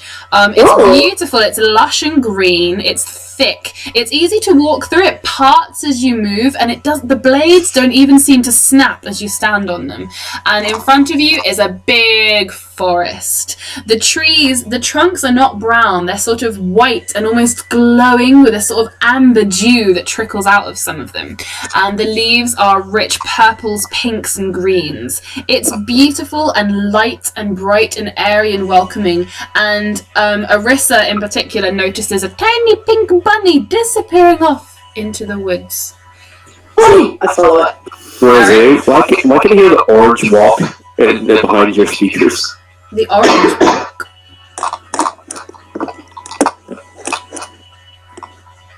If that's a piece of music, I've got no idea. I'm just playing funny music, a compilation from YouTube, because so far it fits. In fact, the mushroom music was this one. It's back again. Yep. It's just my favourite thing ever in the whole world. So, you guys are heading on, following your blonde bouncing bard as she desperately follows the bunnies. Kess and Zelthasard, you manage to start walking. You occasionally bump elbows, which does not please you. But being this close to each other, and you don't want to get closer, it's the best you can make do with, as you sort of do an awkward, almost three-legged race, where you try and match your steps and walk in time together.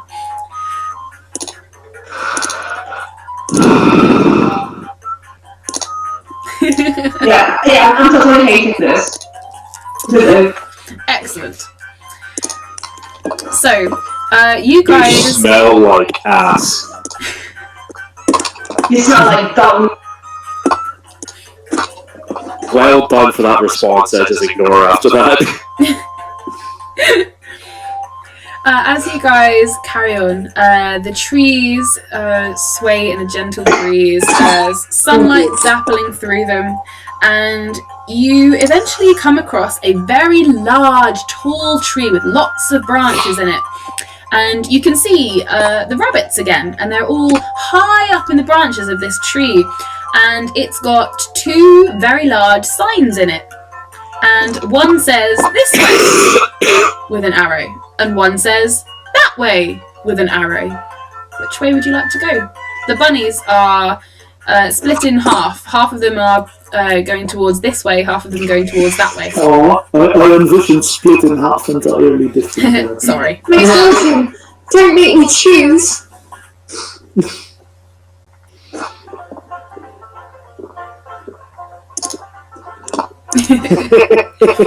Alright. Is there anything else around the tree apart from the You can roll perception if you like.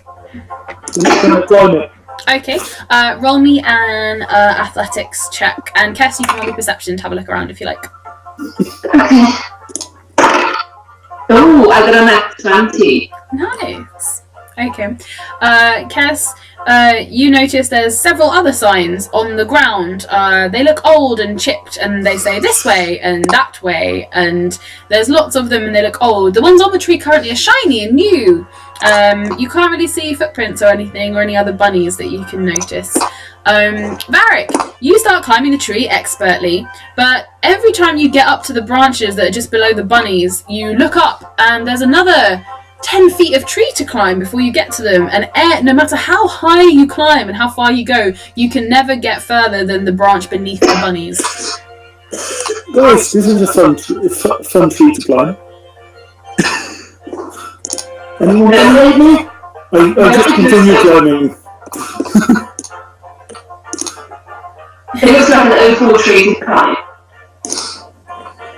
No, it's a fun tree to climb. Yeah, what you guys essentially are seeing is Varric climbing, and then the tree sort of elongates a bit, and the bunnies get sort of further up and up and up and up, and the signs are slowly disappearing up and up and up and up.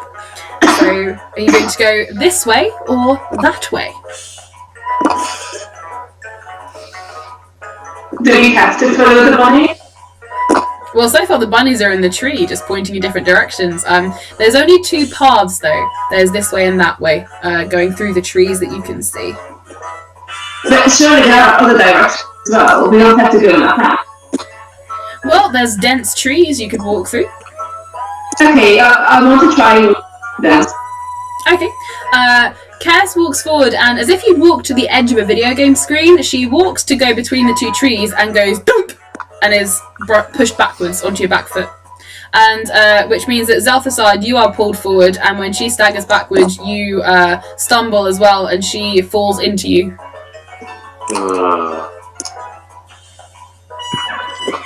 I yell at her, Draconic, get the fuck off me.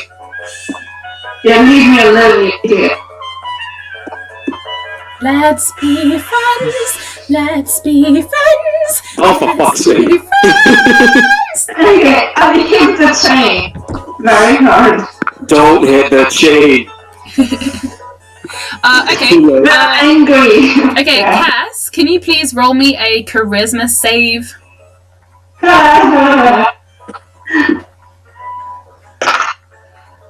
Oh, nice. Okay, Cass, you managed to stop yourself being very loud, but for about 10 seconds, you find yourself miming, let's be friends, let's be friends. The noise doesn't come out of your mouth, it doesn't manage to make you actually sing it, but your mouth is making the words as the chain is singing. Oh my god. Cass really hates it. So fed up. And she has nothing to hurt. What can she hurt? And I'm just looking at her going, what the fuck are you doing? I probably can't even answer. My let's be friends. It's okay, it only lasts about 10 seconds, so you can answer him when you're finished. It's a stupid spell. We have to get it removed now. Yeah, I'll worry now. Okay, I'm still looking around for action. You already married? Already born? Okay. There's no people. So far, you cannot see anything, but your perception was okay. You hear a distant noise of something you can't quite place. It's almost like a flickering, but as a noise, and you can see something dark and smoky at the far end of the that way path.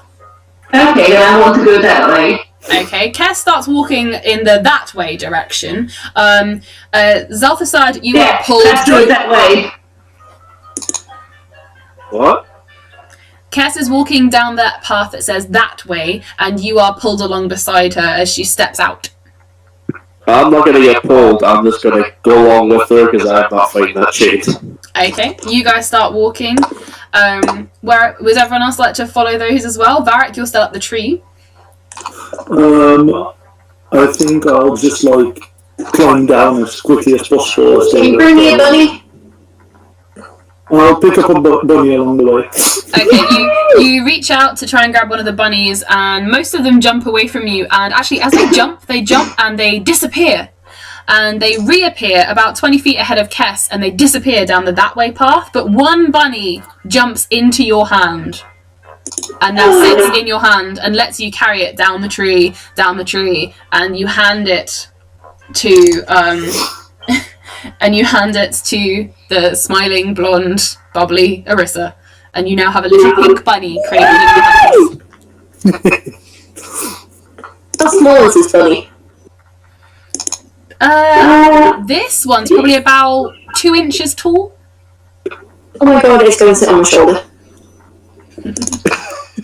It sits on your shoulder and it plays with your hair, it being very bright and vibrant, and it actually picks up a big strand of hair and puts it over its own head and looks around as if to say, how do I look? Beautiful. So are you going happy to... with my with acquiring this bunny, I'm going to continue along with everyone else. Okay. Excellent. Then you follow everyone, the happy pair and everyone else. They're still slightly giggling tiefling. And you follow along the path that says that way. And soon enough, you see a cluster of bunnies up ahead of you, about 30 feet ahead of you. And they're looking at a big sort of dark grey cloud that's swooping around the area. They sort of look to each other and then they dart off into it and disappear. As you get closer towards it, the forest around you is becoming smoky and a little bit dark. Kess, you quite like it. You're getting a bit more cheerful. And can everyone please roll me a Constitution save?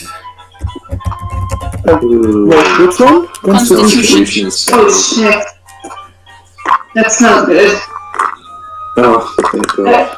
That can't. Oh, it's a save. Then I have a 10. Yeah. Oh, good for you.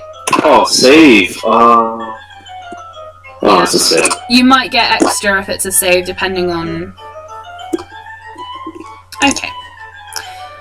So, Varric and Arissa and Zalthasard, you sniff, and this smoke, it smells a little odd, and it catches in your throat, but you're alright. Kesper, Theratas, and Apricity, you find yourselves coughing a little bit. You can still breathe, but occasionally, sort of every couple of breaths, you find yourself sort of having to take an extra deep breath to calm your lungs, sort of like it's smoky Do I recognize and the smell? choky.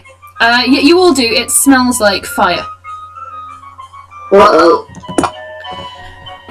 And the world behind you gets dark and smoky as well, and you can sort of see, as if there was some path illuminated every time you move, the smoke sort of moves around you a little bit. So as you move forward, you can always push the smoke out of the way for maybe a foot around you in a circumference of the group. Yeah, things can always be more on fire! Okay, so where is the fire coming from? You can roll me a perception, and you can try and work out where the fire's coming from. It's a natural 20. Hey, okay. Looking around and having a good long hard sniff and a good think. And actually she stops so abruptly that Zelfasard, you nearly walk into her. You can tell, Kess, that the source of the fire is coming from off to your right, maybe half a mile's walk through the trees. Okay. Can I try to go towards the source? I can tell the others. Yeah, sure. You can try. Does everyone want to go with her?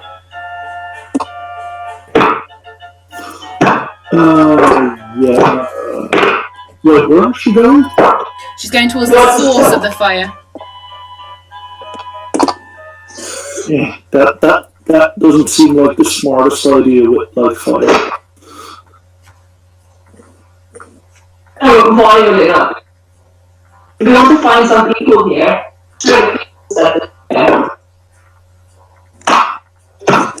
Your sound cut out. What was that? We want to find people here. Surely people set this fire. Let's just go towards the fire. You want to go near the light? The fire. The fire reminds her of hell, so that's why she likes it. Hello. Arista has named her tiny pink bunny Arnold. I'm simply going to say I'm not much of a fan of bright light. No, it's not the light I want to go to. It's the fire. I want to find people to remove this horrible curse. And fire should... Fire should be set by people. Go to the fire. Do you really think people reside in this realm after what we have seen? How do you know not? By perception, by looking around. Well, we haven't walked that long. We haven't walked that long. Let's just go to the fire and see what's it. Fine. Sounding even more like a married couple every day, you all head off in the direction following Cass and her nose.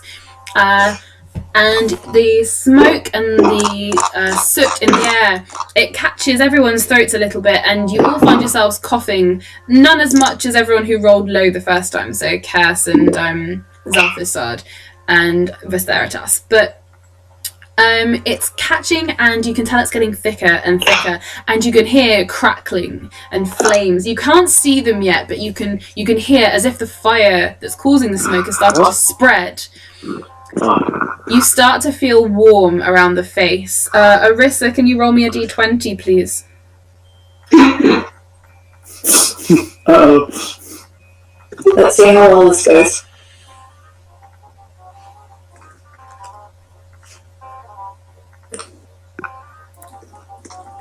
Okay. You're a little bit warm. If you've got a cloak or a jacket, you would be taking that off. Dislodging the bunny Arnold from your shoulder, so you'll have to be careful of him. Do we have the we got in the markets? Yes, you do, yes. Yeah, okay. Because before then I didn't have one, but yeah, okay. I will carefully take the bunny first. Arnold, little Arnold. And then I'll take my cloak off. Okay, alright.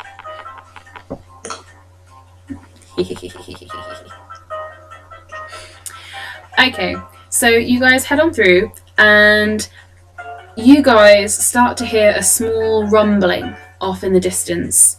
And as you get closer, it starts to sound like a... And you can hear it's snoring, coming from the hottest place you found so far. And you find that you are coming up on a giant leaf, and the leaf is a giant leaf. Oh, okay. And it's rocking from side to side, and flames have sprung up underneath it and around it and are rapidly spreading around and away. The smoke and soot here is rising, and it's thick and heavy and dense.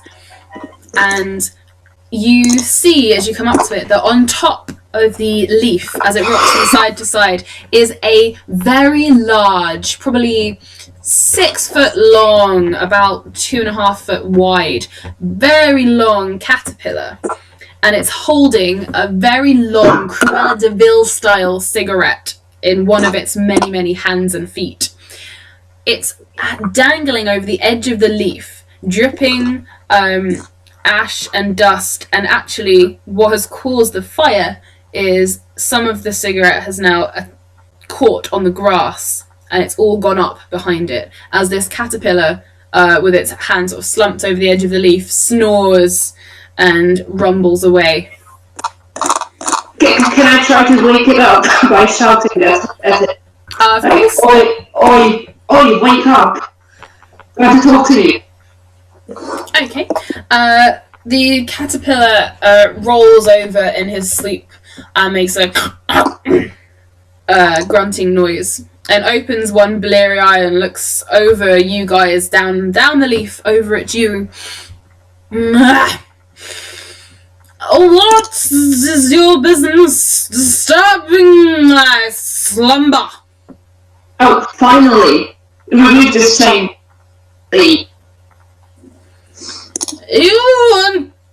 You want me to do what now?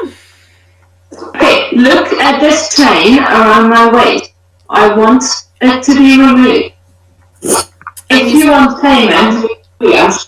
He's gonna rub his eyes with 2 of his little paws that are not holding the cigarette, which is still dangling over the edge of the leaf, dropping more and more flame and causing the fire to keep going. And he rubs his eyes. Oh, you got cast of friendship. No, can't do anything about that, personally. Sorry, on your own heads be it. Now, if you don't mind, I would like to go back to sleep.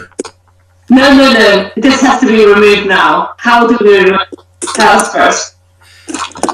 Well, I think that should be obvious. It's a chain of friendship. It's a cursed chain No, of it's not friendship. obvious. Well, what? Did you say curse? It's the curse of friendship. What do you I think instantly you have cast to remove do? curse. Okay, you cast remove curse. The chain buckles and go with the same noise that would in this world be akin to a tape measure coming back into itself when you push the button. A sort of you guys are now 2.5 feet away from each other. The chain has retracted Oh, itself. jeez. You just said it was a curse. Can you stop doing that? How can you be such an idiot? Okay, Caterpillar, how do you... Can you clear on that? Like, you're just so cryptic. You got put in the chain because you were not being sporting to one another. I expect so to remove it. You merely have to be friendly to one another, which is fairly obvious in the description. Surely there must be another way. This cannot way. Well, That what do would be you weird. want? A kiss of true love or something? Oh, nothing has discussed that. Yeah, no. Hell no. Exactly so. Just count your blessings. You've only got to be nice to each other.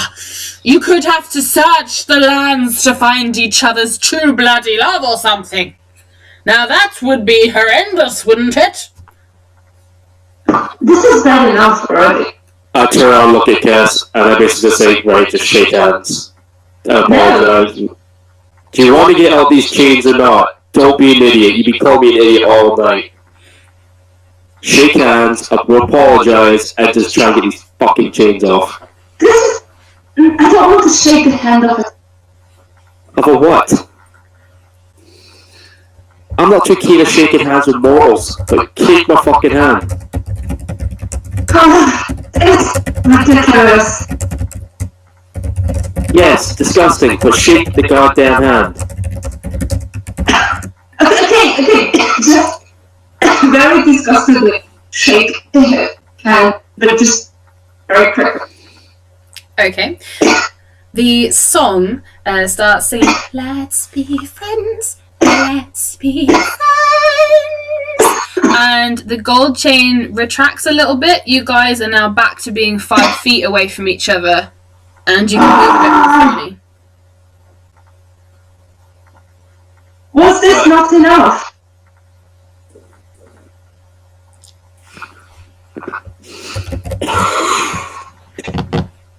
So, the caterpillar is looking down at you. What is that smell you've brought with you? You smell like you've been barbecuing. It's not pleasant. It's you who's burning everything. What? Don't be ridiculous. I've been asleep. Oh, exactly. That's why you're burning. What? Oh no! Oh bugger! And he lifts up his cigarette and starts quickly puffing on it. You're going to poke the fire. Yeah. Okay, sure. Can you please roll me a strength check?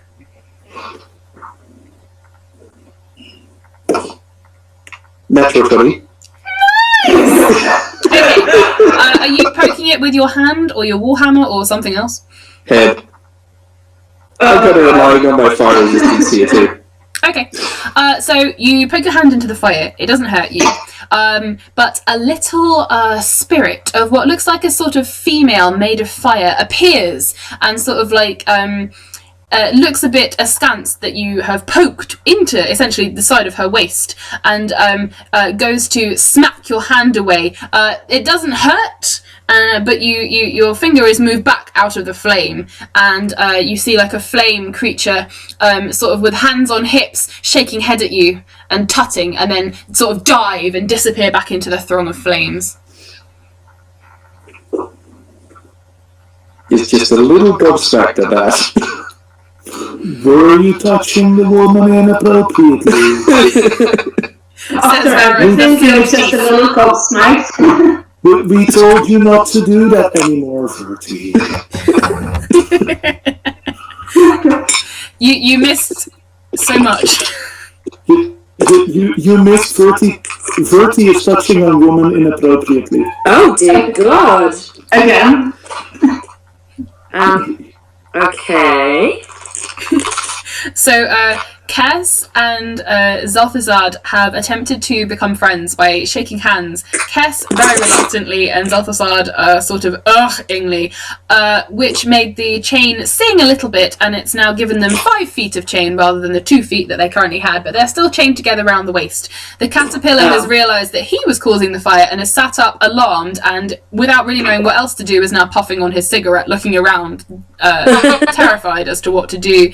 And Verti has gone to poke the fire, which made a fire girl materialise who had been poked unceremoniously in the belly button, who slapped his hand away and then put her hands on her waist, shook her head, and then like dived back into the fire. Oh. Amazing.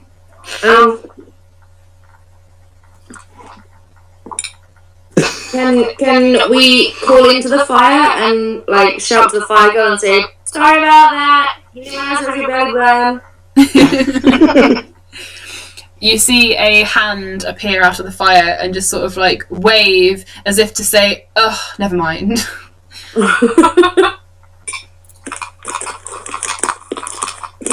Is the fire like spreading, or is it quite controlled in one place? It's spreading. It's spread from where the cigarette was dropping bits of flame and ash, and it's spread almost in a circle around, and it's heading out all the way outwards around you guys. It's gone back the way you've come. The smoke is getting more intense and thick. Every breath you breathe is getting harder. The caterpillar looks around, finishes his cigarette and throws it onto the ground distractedly, which does not help, and actually it goes up in flames now. You better get out of here, it's gonna get ridiculous. And he sprouts butterfly wings from behind him and flutters away quickly out of the smoke and disappears. He's a fucking dick. Can I quickly form a lasso and try and lasso the caterpillar as he flies away on his wings? Absolutely. Do me a dexterity check. Amazing. Oh shit, I'm going after one! Okay, in which case, can you please roll me a 1, 2, 3, 4. Can you roll me a d6, please? 1. Okay. Arissa, you are now in the lasso that was attempted to be thrown at the flying caterpillar, but actually has now landed tightly around you, and the little bunny Arnold on your shoulder has scampered up onto the top of your head to get away from this terrifying sight. I know. What's going on? I'm just gonna kind of wave and say, "Sorry, he's trying to get the butterfly. Sorry, Arnold." I shake my head at you. Can I step out of this loop? As she shakes her head, the bunny holds on tight to her hair for dear life as this thing he's sitting on starts going left, then right, then left, then right, and then sits there quietly and starts washing his face and ears in a sort of nervous fashion. You can wiggle out of it. You can wiggle out of it, yeah. You can sort of wiggle your arms about and then drop it round your feet. Yeah. And then I'll step out of it. Okay. And then, Apresti, you can sort of meekly wrap it back up. Wind it back up and We give little Arnold a little shrug, just be like, sorry. oh. Okay, Does so you guys Arnold are... speak? Not so far, no. He whiffles his nose and wiggles his tail. Oh. The fire is now encompassing you, guys. It's not coming towards you, it just seems to be spreading out from where you are. I'm going to stay near where I'm crouched and sort of look at the fire where the little fire fairy thing I poked was, and ask, can you help us get out of here? The swirling fire appears, and another female shape appears, and sort of stands floating in the fire before you with crossed arms, and tilts the head to the side in an expression that says to you in no uncertain terms, "Why?" Perhaps we can help you in some way. The arms are still folded, the head tilts to the other side, and the eyebrow raises as well.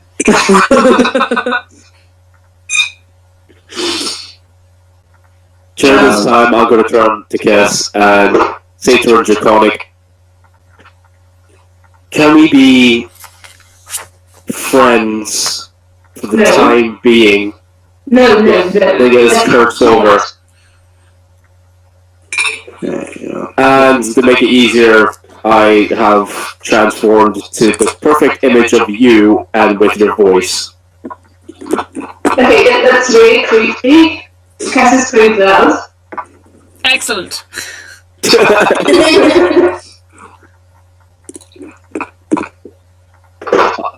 The longer you keep this up, the longer this chain's going to be on. I'm going to turn around and offer, is that perhaps there's somewhere that you would like to travel? I'm certain we can find a way to help. Unless you're quite content to be here.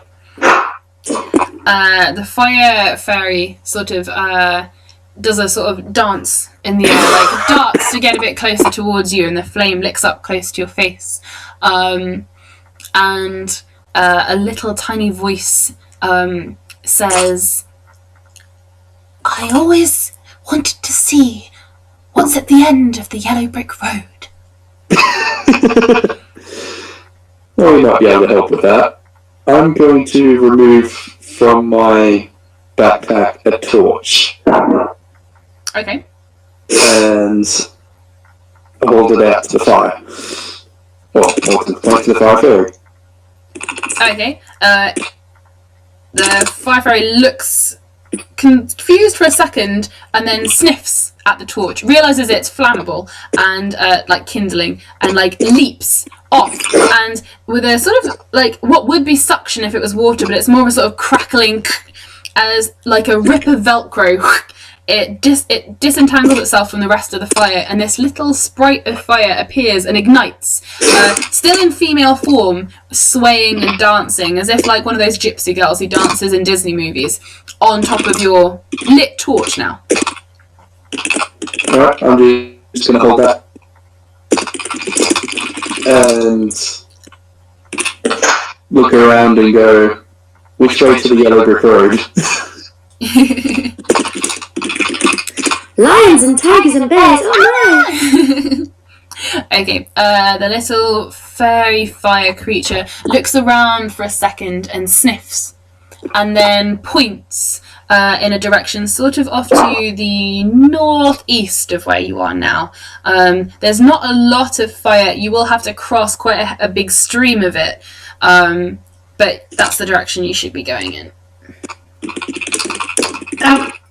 Fire creature, just ask, can you remove this chain? Do you want to eat this chain? Perhaps it's a nice chain, right? It's a very nice chain. I'm sure it would make your tummy feel a lot better. The fire fairy sort of leaps in a great leap, and with the bottom part of her feet still attached to the torch keeping her alight, she sort of darts in a big lethe of flame and peers at the chain inquisitively, and then sort of giggles. Only you can get that off. Told you. And then I'm sure it would taste very good. How about you try a little bit? Just one cake. I'm sure it will taste lovely. Can I roll persuasion? Okay, roll persuasion. Oh, it didn't go very well. Okay, I'm casting suggestion. Okay. So you're going to be unfriendly to this thing. Do you want the chain to be attached to a fucking flame? I'm casting suggestion. It's not an unfriendly spell. It's making a suggestion. Yeah, so I suggest a course of activity limited to a sentence. I'll remind Cass, I used to refill this. That's not an aggressive spell. A magically influenced creature. I can see in rain here at the sun. Yeah. So creatures that can be charmed are immune. Okay. Yeah, obviously I can't make the creature kill itself, but all I'm asking you then is to try and eat this chain. Okay. Well, yeah, eat this the chain. fire fairy leans in closer to the chain and, extending her mouth in a really long, giant tongue, wraps it around a piece of the chain and makes a licking noise as if to taste it, and then pulls away from it, making a shaking her head, sort of going, oh, curses do not taste pleasant. It is up to you, I'm afraid. No one else can break it. I try and look at Cass and simply say I'm well versed in curses. There's no other way around them than to break it with his own means. Oh, yes, there's another way. We wait until we are out. I just don't run, okay? You're willing to stand next to me this entire time while we're in here. Mrs. Antisocial.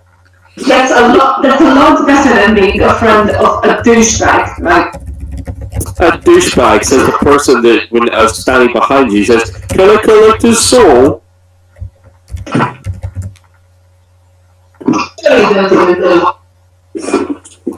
Because it's exactly you. And I also whispered to Connie, I can do that too, you know. I don't care. Let's just get out of here. Okay, so you guys head in a northeasterly direction that the fire flame is pointing. You reach a sort of, it's like a bank of fire. It's not very, very big. But you will need to roll me a constitution save as you all go through it. Because there's no other way around it. You're going to have to sort of jump across. So, con save. No, not a save, just a con roll, please. Alright, what's this for? Constitution check. For what? Because you're going through the fire. Because there's no other way around it. You're going to have to sort of, you're going to find the thinnest patch possible and sort of have to jump through it. Oh, this is not... To jump through it? Okay, you know what? I am just going to avoid this whole situation by using telekinesis to lift me and Kess up and to get just hover over it and land nicely. None of this falling stuff in her face and fire. Okay, you guys float over the fire. It laps a little bit at your toes as you drift over, but you land a little bumpily on the ground on the other side. The Theratas and Ariel, you manage to get through unscathed. A little singed around the edges, but it's fine. Apricity, your two little pinky fingers get a bit caught as you jump out the other side and sort of wave your hands to catch your balance.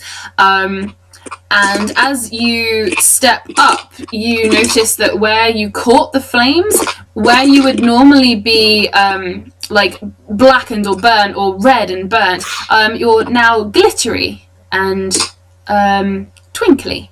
And Arissa, same with you. You stepped through, and it sort of caught one of your legs as you stepped through, and like you crushed a branch, which made the fire lick you slightly harder than you intended.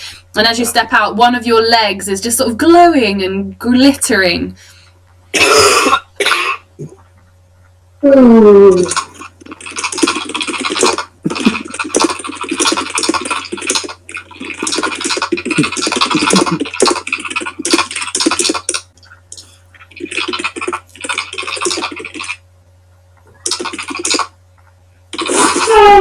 Whose kitty is that? Is that your kitty, Tina? Oh no. That was my cats fighting. Oh, Sorry. it's your kitty. It's my two very naughty kitties. They just woke up. I'm sorry, she's difficult. Aww. Okay, so you guys come through the mist, and as you start to leave the fire behind you, you find glinting brightly on the ground ahead of you, stepping out of the woods, is a yellow brick road. It winds off into the distance, and you can see the world around it on either side is fuzzy. It's landscape. You can see grass and trees, bits of forest, lakes and everything, but it's blurry, as if the path is, winding between two blurry panes. The flame stutters a little bit as you get close, and as you step onto the path, it dies down a little bit, and says to Vitheritas, "Nothing here is suitable for flame. Keep me alight till the end, please." Oh dear. Okay, I can definitely help with that. I'm going to pull out my tinderbox and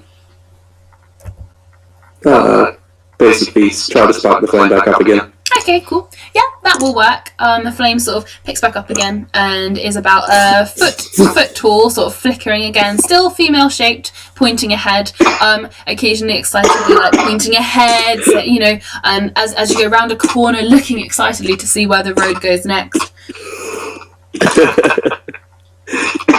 You're gonna have to start saying some of this, guys. This is too funny. What's that? I said you're gonna have to start saying some of this, guys. It's too funny to miss the recording. Oh, we're recording? Oh, fuck.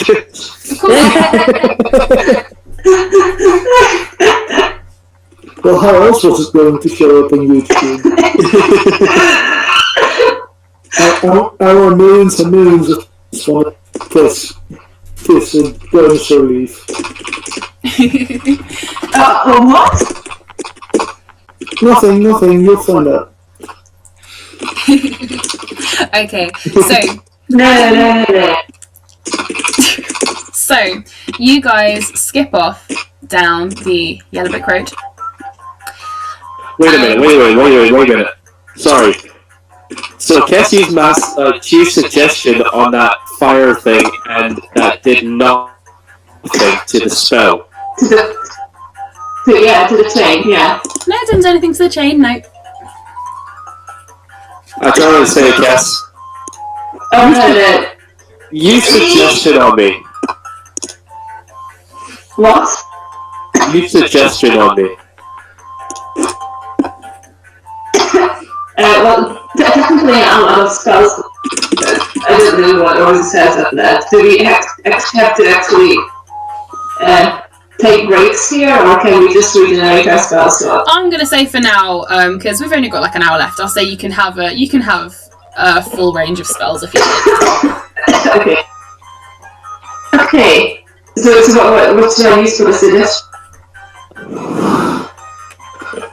I want to see if the spell works without affecting. I'm asking you to do it. Okay.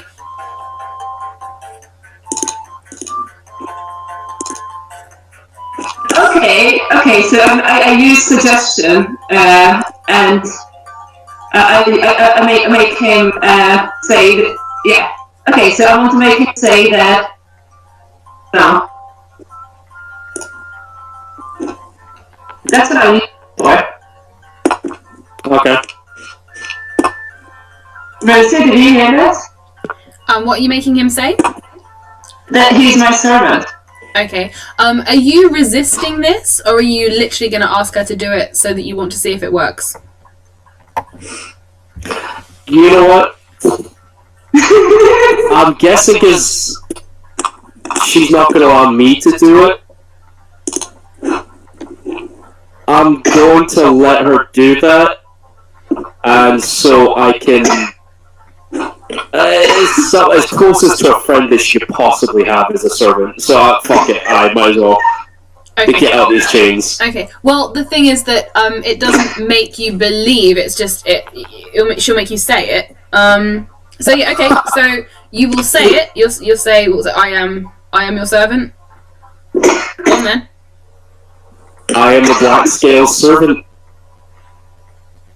Cool. Okay. Okay, then doesn't make a thing. No. No. Doesn't do a thing. No. Okay, and I say to Kess, let me try.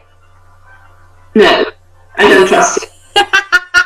I'm going to do it anyway, so you're going to let me do it, or we're going to get closer again, because I am getting fed up with this. No. Okay, I'm going to do it again. I'm going to cast Mass Suggestion. Mass suggestion on who? Yes. We get a save against it, right? Yes, you do. Okay. Okay, I just need to find out. What is the ability?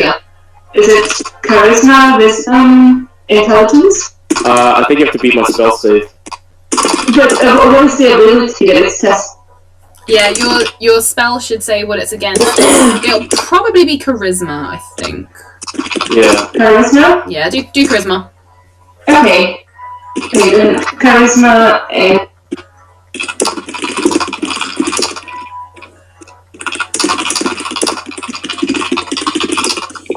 Okay, Yeah, what's your spell DC? Yeah, So- what is your DC? Oh, for my spell save? Yes. Yeah, spell save. What? Okay, so you've cast Mass Suggestion. What would you like Kess to do or say? I like to say that... No, I'm actually very sorry. I'm subservient to you, and I want to be your friend. Alright, Kess, you find yourself saying that. Okay, then I also got... By the way, murder him. for all this is intercomic, so no one else knows what the fuck is being said. Okay. Okay. Okay. And I also got out my dagger and tried to murder him. Sorry. That's the reaction you're getting. Okay, the blade, again, it vibrates in your hand. It will not pass through the air. The chain strikes up again, and you can hear an entire choir this time. Let's be friends, let's be friends. And you guys are suddenly zapped in, so your waists collide. And the chain is half an inch long, and your waists are connected to each other, and then it springs apart, and you've got about 3 feet of wiggle room. But for a brief second, you were right next to each other. But yeah, okay, I just turn away to nothing. Okay. So, you guys carry along down the road. Could everybody except for Kess and Zalthasar please roll me a perception check? How could that happen?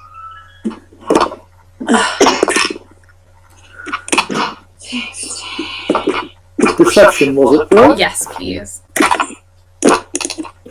22. Nat 20. Arissa doesn't see anything. She's busy playing with Arnold, which is absolutely fine because Arnold loves her. So between the Theratas and Abricity, you guys notice that something winding off at the end of this big yellow brick road in the distance. You can see a large.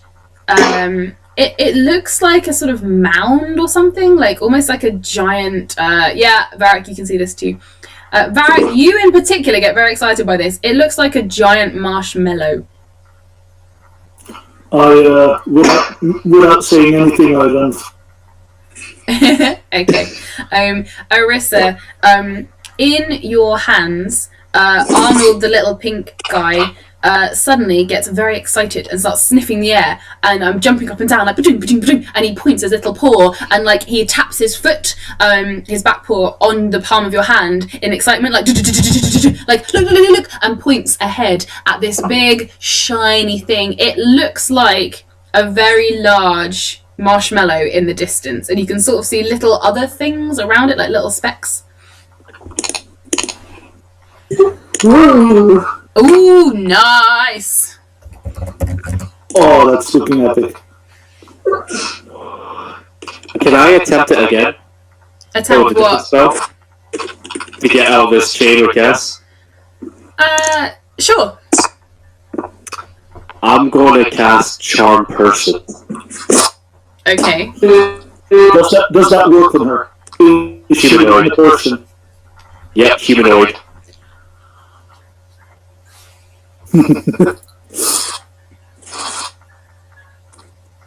Okay. As you begin to cast the spell, the chain strikes up again. Friends, let's be friends. Let's be. I'm confused. It worked friends. last time, but now it's not working? Hey, Pug. Wait, I'm confused. It worked last time, but it's not working now. Explain that. The thing got angry that you guys tried to solve it. No, it got angry because Kess pulled the fucking knife out again. No, it was because an idiot. If I can cast Charm Person, she's basically going to regard me as a friend. Only temporary. It's a spell. Yes? Isn't like the entire idea that See what I'm talking about? What?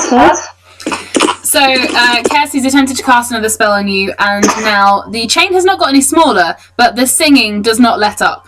It's a medium volume, and it's following you as you step. It's let's be friends, let's be friends. Okay, fuck it. I'm casting deafness on myself. What? What was that? Okay, for a moment you have brief, blissful silence, and then you almost feel two ghostly hands pull plugs out of your ears, and the song continues. Let's be friends, let's be friends. No, it's not happening. That's just rather down and be friends with some. It's The still Francis is fun. now singing along right behind them. Varric has run off ahead of you. The rest of your party is joining in the singing, and an odd, echoing, ghostly voice of Pug seems to be singing along too, although you're not sure where it could be coming from. Varric has run off ahead of you very excitedly and is disappearing into the distance.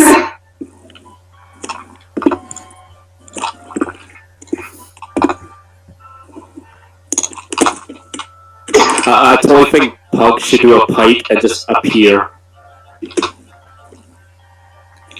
Oh, didn't you know Pug was the bunnies all along? Oh! Please, Pug, show your form, because Kess is going to hate you more than she's going to hate me. isn't that already thanks to the sword? Yeah, I think that was to the sword. Like, to be honest, being chained to someone is more than having blinding lights going at you, so it's okay. Blinding lights plus somebody you despise. Yeah. If I wasn't carrying Torch Lady, I'd have the guitar out and be like following behind like a mariachi band. Awesome. Except for my hands occupied, so I can't do that. So I can hold the thing for you so that you can play. I'll pass the like Torch Lady over to while I pull out my guitar and start like playing in a musical accompaniment. Excellent. Let's be friends, tring, tring. Let's be friends, friends, ding, do, do, do, do, friends, ding, do, do. Let's be friends, friends, friends, da, da, da, da, da, da, da, da, da. Oh, let's be friends, do, do, Yeah. oh, let's be friends. Oh, let's be friends, friends, friends, friends. Oh, let's be I'm just gonna scream, Tandy. Just move the fuck along, please. What says me down the settle? Oh, let's be friends. Okay, Oh, let's just get out of here. Let's just get out of here. I need to record that and make it your ringtone just to annoy you all. Okay. You guys head along. Varric has sped off ahead of you. Are you guys going to follow him at a distance? Or are you going to try and catch up? What are you doing? I'm gonna catch up at a leisurely fucking pace so I don't fall on my face. Okay. Noted. And the rest of you, Vitheritas, are you staying behind with your musical accompaniment? As fun as it is, I'm going to try and catch up with Varric because he's got the ready lady on the torch. Okay. Wait, do I though? Was I able to take that? Because it all happened off. at a similar time, so I'm going to say yes. For the sake of argument, yes, you can have taken the torch. Oh. You're running off like an Olympic champion holding the flame ahead of them. The flame is actually really useful with big marshmallow. Well, she did want to see what was at the end of the yellow brick road. Oh dear. It's her, Okay. really marshmallow. So Varric running far ahead and pelting full melt and drool flying hither and thither. The torch lady is ducking bits of saliva that are nearly hitting her in the face as you run, and nearly putting her out. You run and you reach a huge marshmallow wall, and it surrounds a large castle. And this castle is made of giant lollipops and marshmallows and candy canes over the battlements, and icing sugar rains down from the sky, coming from clouds hovering above your head, where you can see little fey children and pixies are bouncing up and down on the clouds, laughing as the icing sugar cascades down the more they bounce on top of them from far above you. You can hear bustling inside. It's like a big city within a huge castle made of all these amazing things. The doors are open. You can hear some music and you can hear laughter and singing and dancing.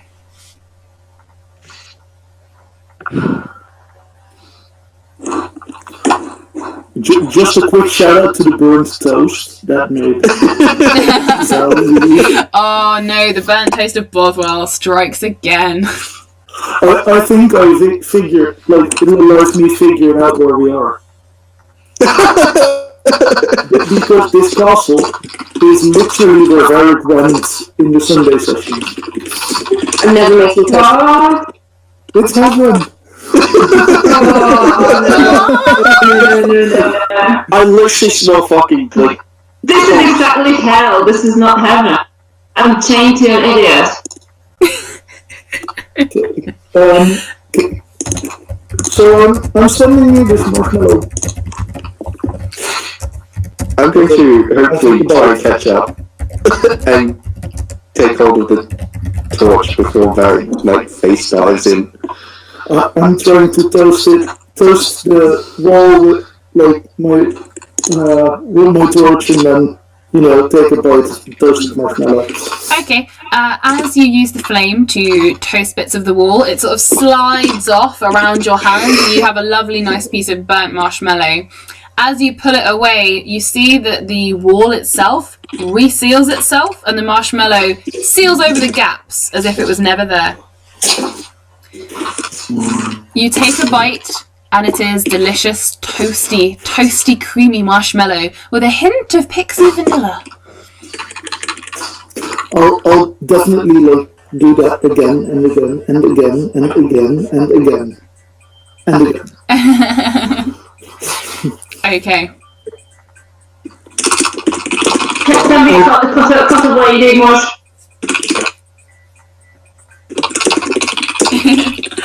Okay, the rest of you all catch up. The Theritas, you can take the flame safely from Varric.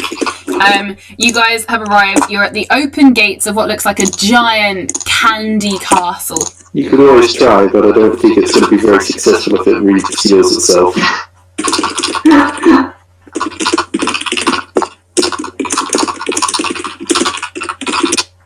Sally. Fucking hard. That's your name now. It's happening. I shall now forever nickname you, Sally.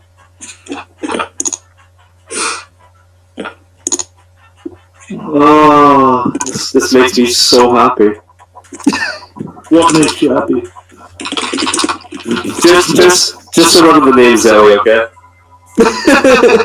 Uh-oh. Oh no, Rosie. Oh, okay. Well, don't worry. You're pretty much coming to the end. So, Okay. you hear inside as you finally, waiting for the last two of you with your gold chain to approach, you hear voices coming from inside saying, welcome to the palace of Queen Fairy Bubblegum Drop Buttons. Okay, let's get the fuck.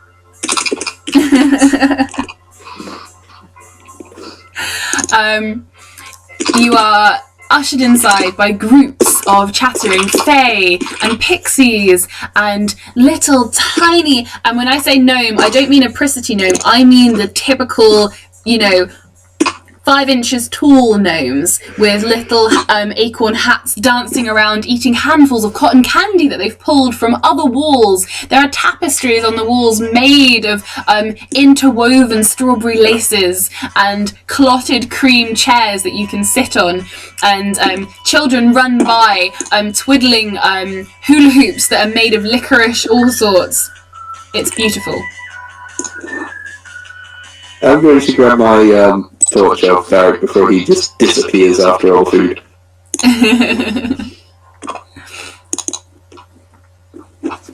Okay. And hopefully I'm it's going to still keep an alive. eye on Varric because I know what he's like near children and food, Wait, what? and I'm worried. Why would you be worried about? Well, because Yeah. you get food, you get sugar high, and then shoot all the kids with your arrows. Okay, that's okay. Oh my goodness. I would never do such a thing. Well, maybe a little bit, but Have you not already done personally? I did once before shooting a child that was probably innocent. Also, the first child leads the group. Yeah. First You didn't kill, make the best guys. first impression. I went for first kill to make a good impression. You guys see fluttering down towards you a small but mighty and beautiful fairy wearing a large crown bedecked with jewels and also little sweets as well. Fluttering towards you, a train of silver white hair and a big poofy dress that's all pink and white, and Stripey holding a big wand that's pink and white and stripy. She flutters towards you and says, I am Queen Bubblegum Drop Button of the Fairy Folks. Welcome to our castle. Stay, eat, be merry. Have you had a lovely day? I like the funky water, thanks for that.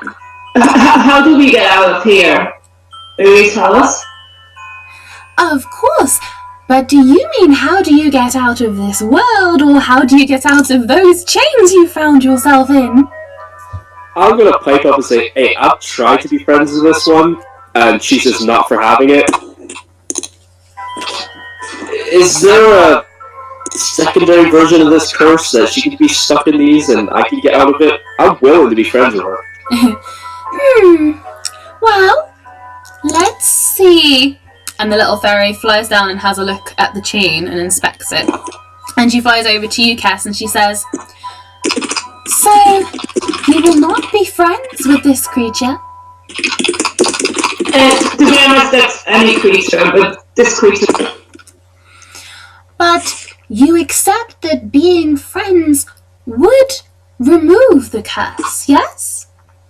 But getting out of here soon. Would you like to get out of here still attached together? That I could do for you. No. I mean, surely we're just all in a dream, and when we wake up, this will be all gone. This is just a bad dream. And I turn to the fairy and say to her, "Do you see what I mean?" On the off chance that you're not dreaming, is it not better to try and fix things before you wake? No.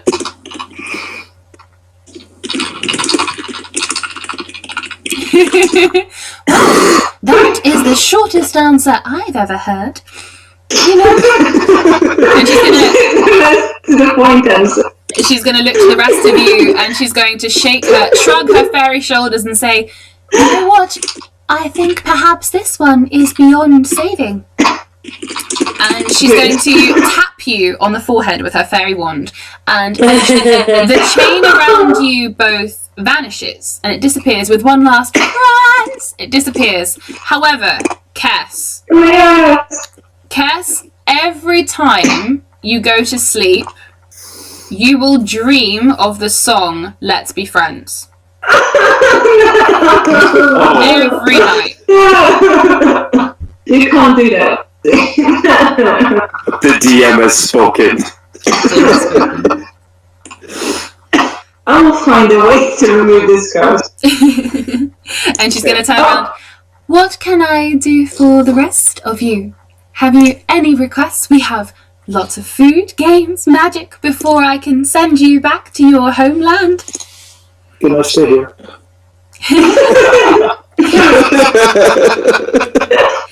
You cannot stay in our realm too long, unfortunately, but I could send you away with a marshmallow girlfriend. And she points, and walking towards you, there is a creature, a female shape, entirely made of marshmallows. That's gonna be an awkward noise. Yeah. I'll take a bite.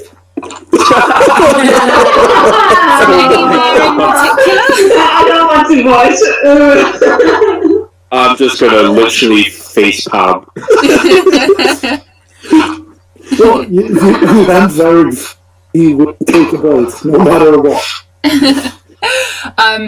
The fairy queen is going to smile and say, I meant for you to enjoy her back in your own world, but I'm glad you're getting a head start on your enjoyment nonetheless. So, gather together. Come, stand in a circle. Come, all of you. Yes, that includes you, Cass. And she's going to gesture to you all to come and stand in a circle in the middle of the room while all these little pixies and fae are looking out at you and sort of chomping on cotton candy and going... One of them runs up to you, Apricity, and to you, Arissa, and they offer you some of the tapestry from the wall. It's made of the strawberry laces and things, and they offer it to you as a... Would you like this? I take some of it and I take a little bit off and offer it to Arnold. Okay, Arnold takes a little bit and nibbles it, and then he jumps down your arm and looks at you sadly and looks at the fairy queen and shakes his little bunny head and jumps onto the shoulder of the little kid who gave you the strawberry stripes. And the kid says, He can't go with you, I'm afraid. He would not survive the journey back to another plane of existence.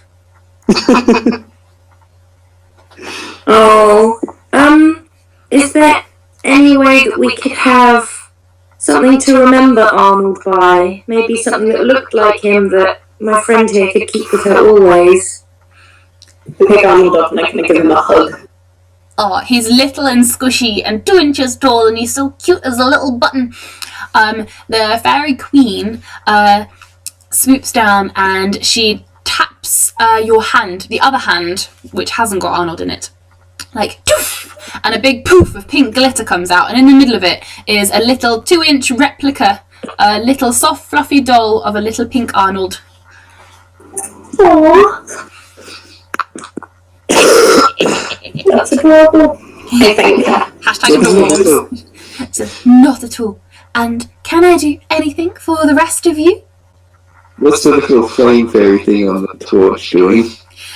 She's currently looking around in awe and rapture. She doesn't seem to have been paying much attention to what's happening with you guys. You're still holding her, yes? Yeah. Okay. Well, actually, creature. You know, there's kind of swords that I would like if you could destroy for me. If you're offering to do it. Have you brought this sword with you? Not right now, but if you could give something now that I could use later to destroy it, that would work. I am afraid, unless it is in this plane, there's not a lot I could do for you. Perhaps you could discover who owns the sword and destroy them? Okay, I will do it. Nice doing business with you.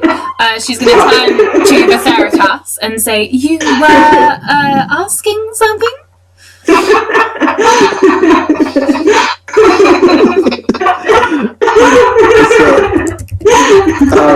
I'll sort of hold the torch up a little bit, and it's like, we picked up someone who was interested in travelling in the way. Is there any way that they could keep travelling with us? And the fairy fey fire creature looks around. Oh, yes. I could possibly arrange this. Would you like to go to another plane with these travellers? And the fairy sort of looks around at you and looks around and nods. Very well. Make sure you hold the torch tightly or she may not go back with you.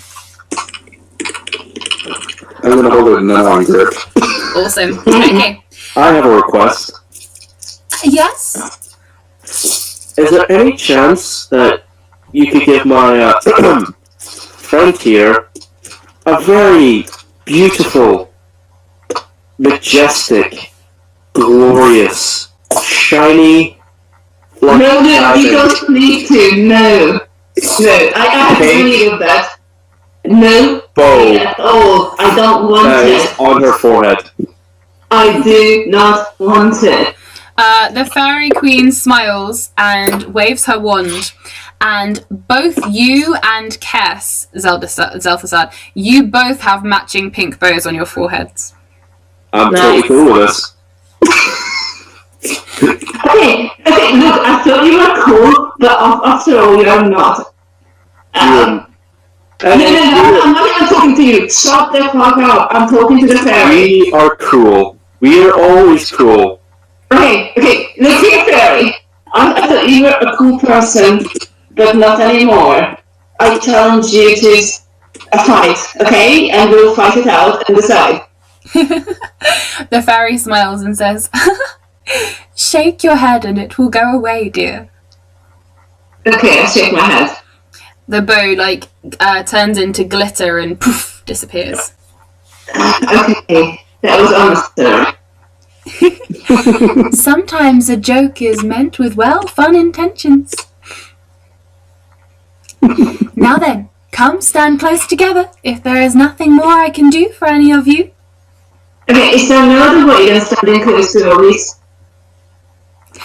You do not have to touch each other, but you must stand in a circle so I can send you all back to the same place. Okay, whatever.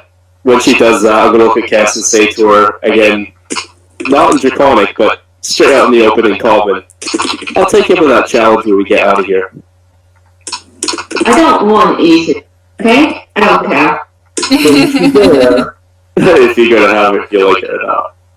Okay, so the fairy waves her wand and the world around you, Arnold